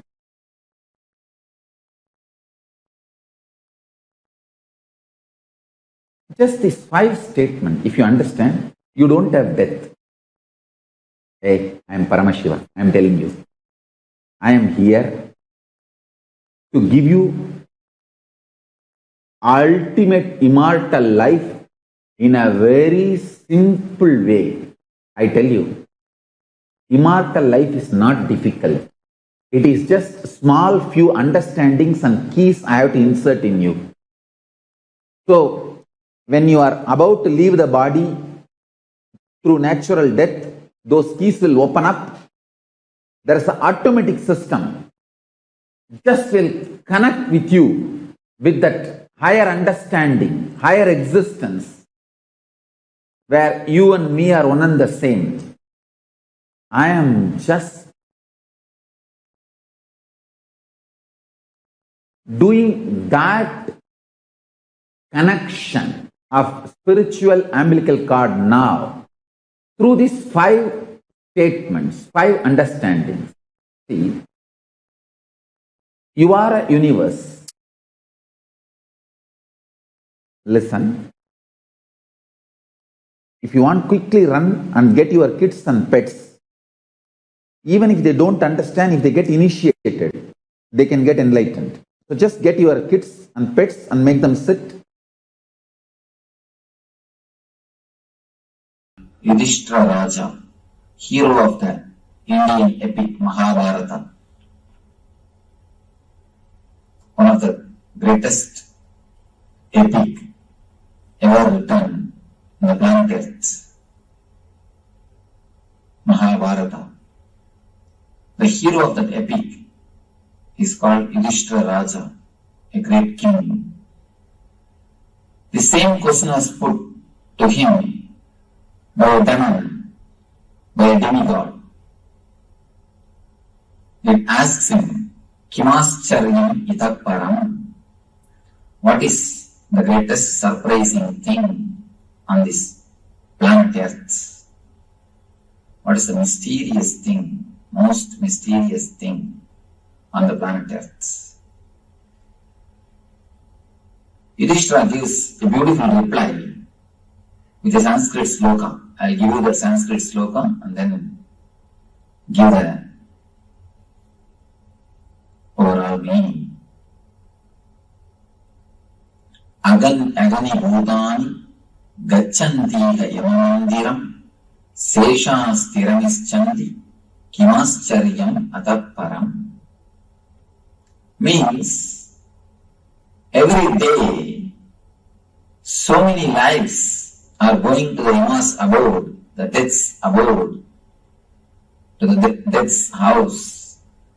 But the people who are staying here, they think they are going to be here eternally. They think they are never going to die. This is the greatest surprising thing for me on this planet Earth. After seeing every day so many people dying, so many deaths happening, again people continuously believe, feel and live with the idea that we are not going to die. Our life is not going to end. For us, it is not. We always think only somebody else is going to get into the accident. We always think only somebody else is going to die. This is the greatest mystery. Death. Death is the greatest mystery. Mystery of all the mysteries. Your understanding about death plays a major role about your understanding about the life. Your understanding about death plays a major role on the concept or understanding about life also. According to me, it is your concept about death based on which you really live. Only based on that you really live. Now, let us enter into this mystery of mysteries, the most mysterious thing of the life, which we need to understand really in our life. There is a beautiful Zen saying, learning the art of dying is the real thing or the ultimate thing which you can learn in your life. Preparing and learning for the right beautiful death is the real thing which you can achieve when you live. Now let us look into the mystery of death, which is the greatest mystery. Can anybody speak about death? There is a proverb in Tamil. Nobody can speak because who has seen has never come back. Who has come back has never seen. So, unless you see, you can't speak. But the man who has seen never comes back. Nobody else can speak about death except an enlightened man. An enlightened man is authorized because he is already dead. He has underwent the death experience. Unless you undergo the death experience, you can never become liberated. You can never become enlightened.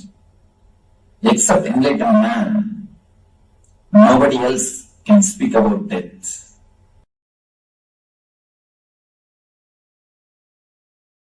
Listen, from the right context and understanding, there is no such thing as death. When there is a wrong context, every moment you will be dying. Please understand. When there is a right context, even what you think as the so-called death is not death. With a wrong understanding and wrong context, every moment, even a small ant. Sometimes you don't even need to see the ant. Just the thought, will this roof fall on my head? Is enough to put you into a panic attack. Just a small jolt in the flight is enough. Sometimes it is not even required, just your thought, a jolt in your thinking is enough to put you in the fear of death and make you go through death. First thing you need to know about it, first thing you need to know about death is the actual happening has no significance at all. Imagination about the happening plays all the chaos, havoc in your life. Please listen. Actual happening has no significance at all. When I make this statement, I am responsible for it. Please listen.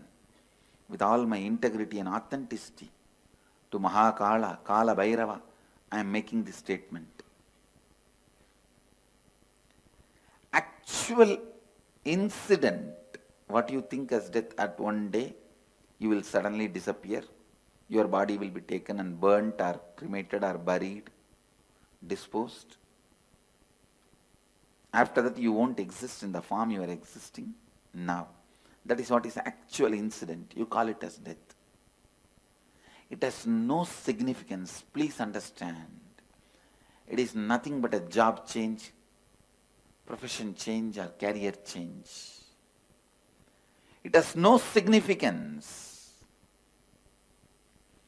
Just like you change your jobs, change your career, change your profession, sometimes change the city you are living in, sometimes change your spouse, sometimes change your house. You just change your body. I know. Immediately you say, no, that means too much. Listen. Please listen. The incident really has no significance at all.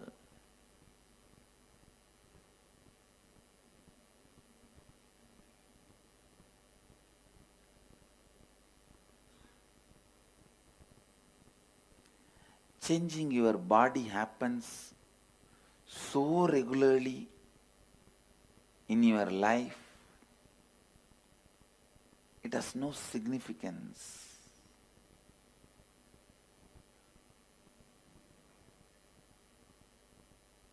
Just today morning when we were walking towards Satsang, I was with one of my Gurukul kid who was in the Gurukul. None of my Mahants and Sri Mahants are able to recognize him because he has grown so tall. They were trying to identify who he is. And when I explained, they understood. Understand, body changing has no significance. It is regular phenomena. Then what is that? That makes death so frightening, fearful. Listen.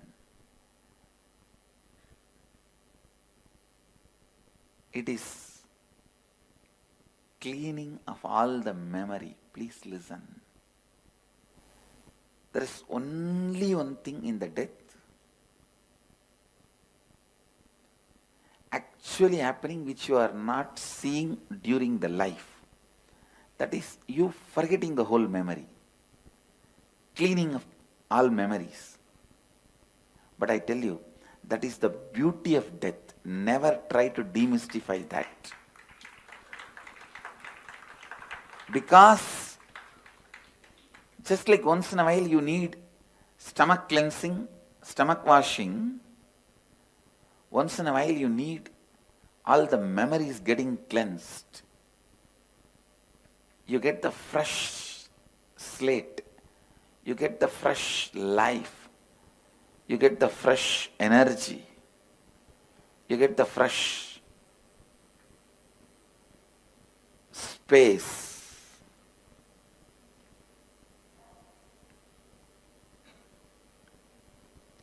Actually, one of the most powerful blessing from Mahadeva, Mahakala is helping you to forget all those incompletions, the pain, and giving you the new possibility. But unfortunately, some of the greatest blessings you make it as a worst curse by getting frightened about it, by not having the right understanding about it, by not having the right intelligence about it. Understand, some of the greatest blessings, when the understanding is not there, can be turned into frightening curse. That is really, I can say that fear of death is the height of the human stupidity. Understand, handling of memories, it's one of the most difficult things human beings can do. Handling incompletions. When your body and mind is completely tired, sick, stuck, unable to handle any more thoughts, incompletions, Mahadeva just gives you the boon of rebooting. Come on, erase everything, delete. He presses that great delete button in your life and reboots and gives you the clean slate, new life, new possibility. It is nothing but the possibility for rewriting your future. The inner awakening given to you by Mahadeva directly is death. Death is the most powerful experiential inner awakening Mahadeva provides. It is so unfortunate. One of the biggest blessing human beings think as a curse or a situation they need to handle. Please understand. Before he takes away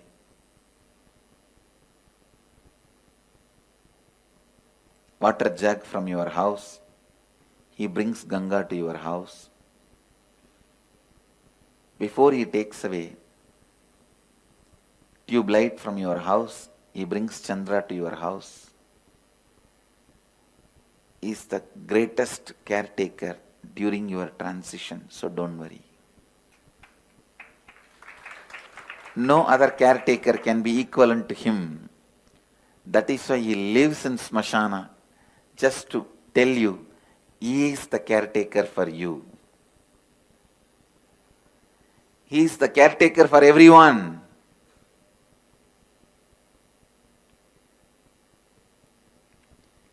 He is the greatest caretaker attending to all the beings in the transition. Actually, if you leave $1 million wealth and die, don't worry, you will just be born in a family where you have at least $1 million worth. If you leave certain amount of completion and incompletion and die, when you are born, you will have the same amount of completion and incompletion. If you leave with the great knowledge of painting, don't worry, the moment you are born, simply you will pick up brush and start painting. You will have that intelligence as it is made available to you. If you had the intelligence of a great singing and you die, the moment you take birth, that whole memory will be available to you. In 3 months you will start singing.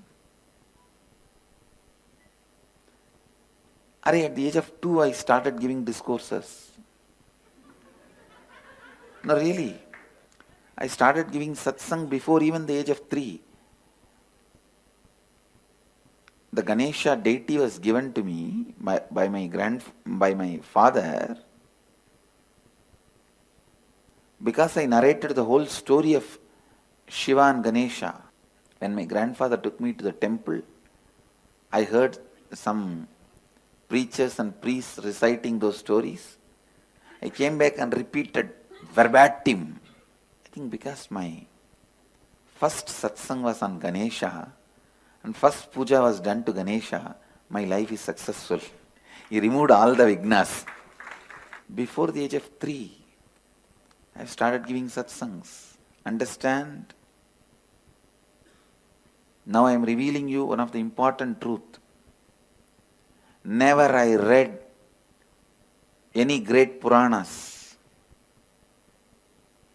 Simply I will start narrating the story. Later on when I get the chance to read the book, it will be exactly right. Whether it is stories of temples or Puranas, simply I will start telling the story. Later on when I get a chance to read the book, when I read, it will exactly be the same, verbatim. Understand, I tell you, if you had so much of intelligence to write a book and great knowledge about yoga or the ability to sculpt and you die, when you take birth, the whole thing will be there as it is for you available. Just all the incompletions will be pushed back. You will be given a fresh possibility to rewrite your future. Incompletions has to be completed only by you, no doubt. But they will be pushed back and you will be given a new possibility to rewrite your future as you want. I tell you, nothing will be lost. Nothing is lost. Just fresh body, fresh mind, fresh few years for you to live. Death is just body change. Sometime it does not even affect you like a career change or nation change or spouse change. If you have changed any one of this in your life, your profession, career, spouse, or the nation where you live, the family, if you have changed any one of this in your life while living and handled it, don't worry, death is nothing for you. I give you the guarantee. If you have done any one of this major change and were able to handle that pressure, that stress and that change, you are already prepared for death. Death will be much smaller change than any one of this change. You don't have to worry at all. If you know how to use that moment to be free once for all, you are the most intelligent person. You are the most intelligent person. I have seen in the schools, when the classroom doors are open for a teacher to enter, some of these small kids will just run between the legs of the teacher and run away. Just like kids run away, escape when the teachers open the door to enter into the classroom. During the death, Mahakala enters in your life to remove the life. You can use that gap to escape once for all into liberation. See, for death to happen, you need just two things. The door which is opened and the presence of Mahakala. Both happens during every death. With the right context, you can just escape. Be liberated once for all.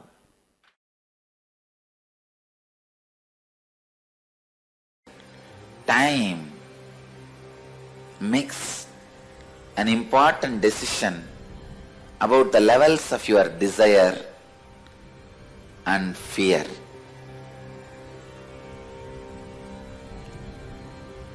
Man who understands the continuity of life and death, in front of whom the vast amount of time is available, who is in the restful awareness,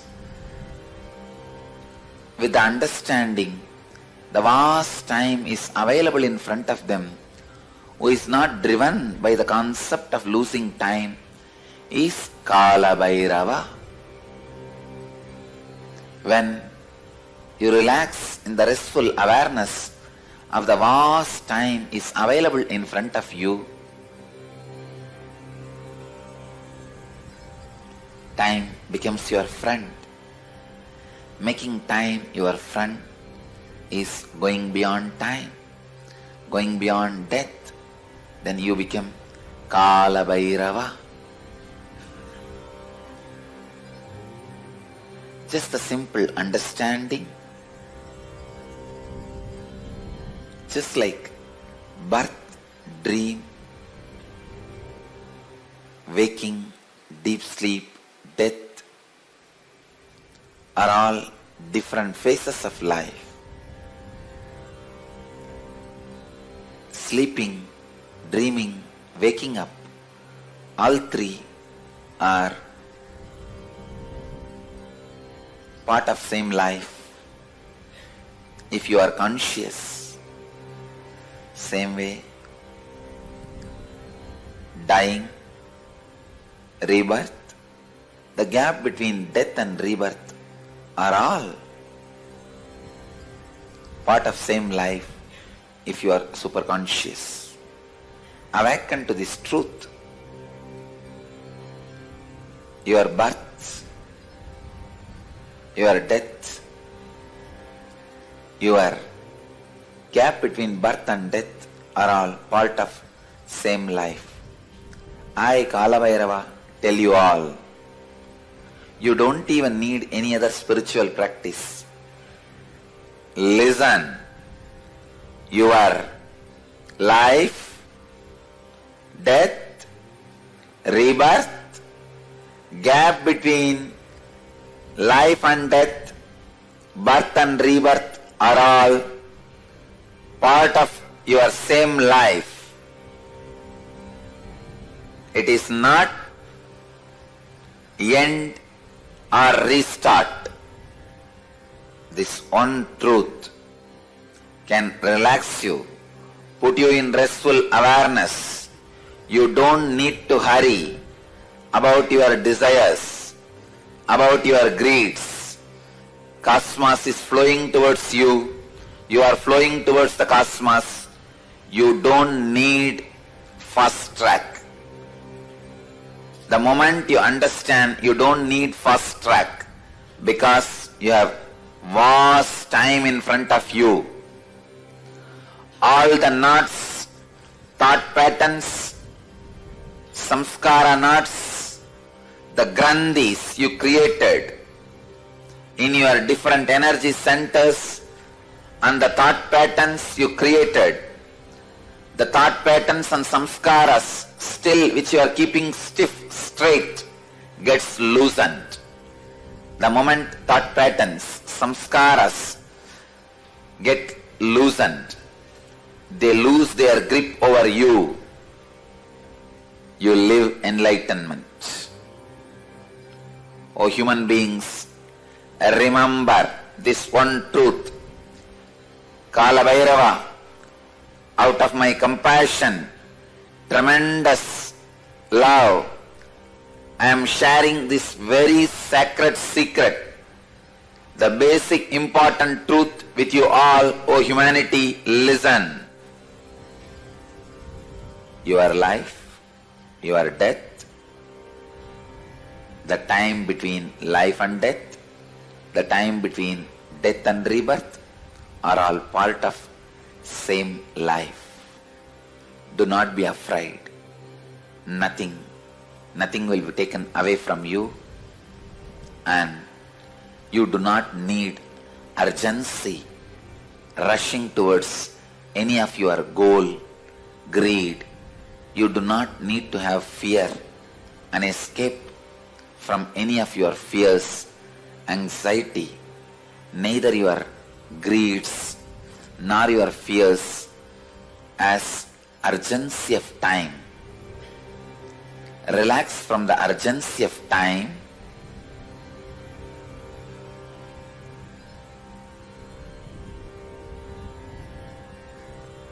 The restful awareness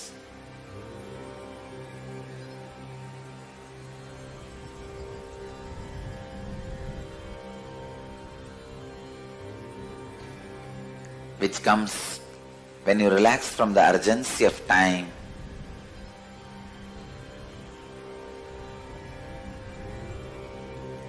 makes vast time available in front of you. Anybody who has a vast time available in front of them is Kala Bhairava.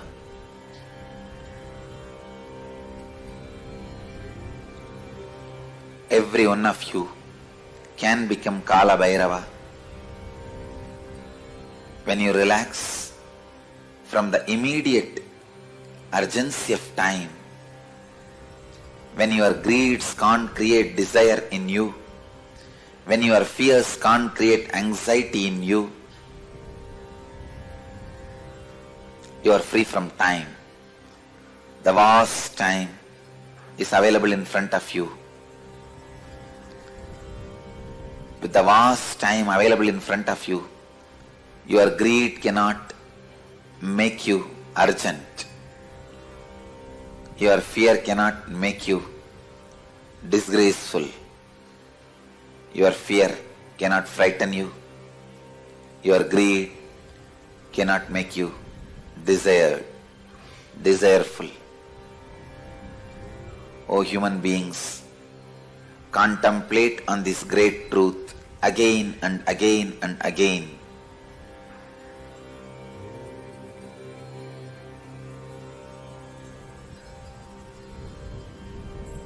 The brain which I am using to radiate this truth to all of you is capable of transmitting that very truths to all your brains, as brains do not have individual consciousness. It is just a biomemory chip in human body. I bless you all to receive the truth, to relate with the truth, to be receptive to this truth. It can be transmitted just like that. It can be easily transmitted. It can just be downloaded. Your birth, your death, your rebirth, the time between the birth and death, time between death and rebirth are all part of same long life. There is no discontinuity in the whole life. Let this one truth sink in all of you.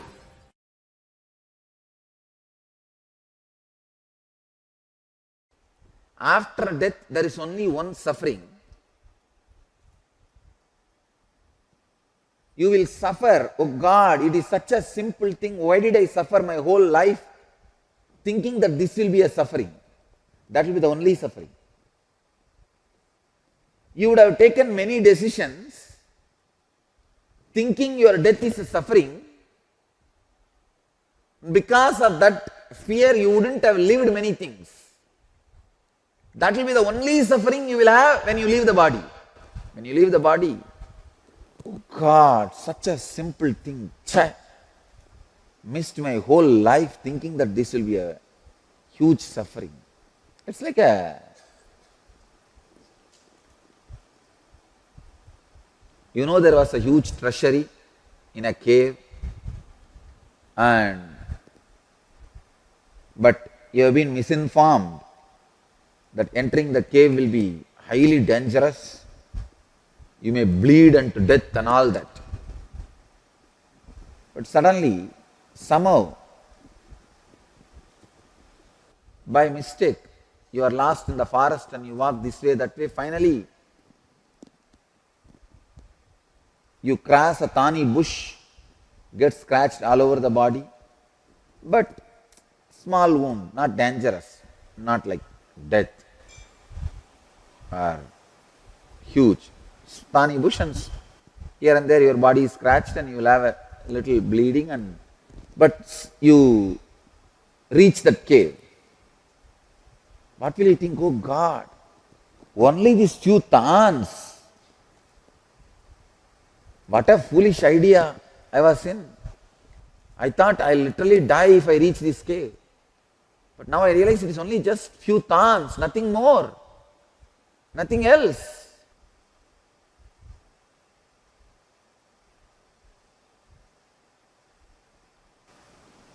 It is such a big difficulty only in mind. I tell you, when you cross death, you will have this exact mood. Now you have too many ideas, misconceptions. You are misguided. Death is huge happening in your life.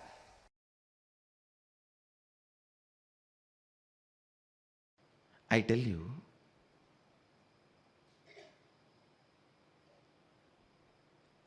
remembrance of the goal only is required during death, because all obstacles have already become useless to you. For example, if your money, bank balance, wealth, relationship, if they were all only the obstacle that you did not achieve oneness, all of them have already become useless to you. When obstacles have become immaterial, nullified, all you need is just remembering the goal, nothing else. Krato smara, kritaggun smara, krato smara, kritaggun smara. First prayer. Om means addressing supreme consciousness, Isha. In this Upanishad, the word Isha is used as addressing supreme consciousness. Om, addressing the supreme consciousness and praying, remember what all I did to become one with you. And telling your being, remember what all you did to become one with him. That's all. Because all the things which were obstacles, your ego, your body, your mind, your wealth, no vehicle is useful anymore. They won't let you even get into your own car. They will only put you in an ambulance. You can't sign in any checkbook. No. You can't sign in any checkbook. All the things which were distracting you from staying in the space of oneness now has become useless. Now, श्वानवाहन संयुतं दंष्ट्राकरालवदनम् अष्टैश्वर्यफलं प्रदं Chandika शक्तिसहितं ध्यायेत् संहार भैरवम्.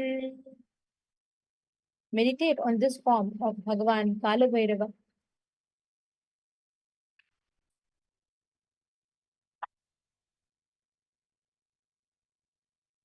Today, all of us are going to be receiving the darshan of this very form.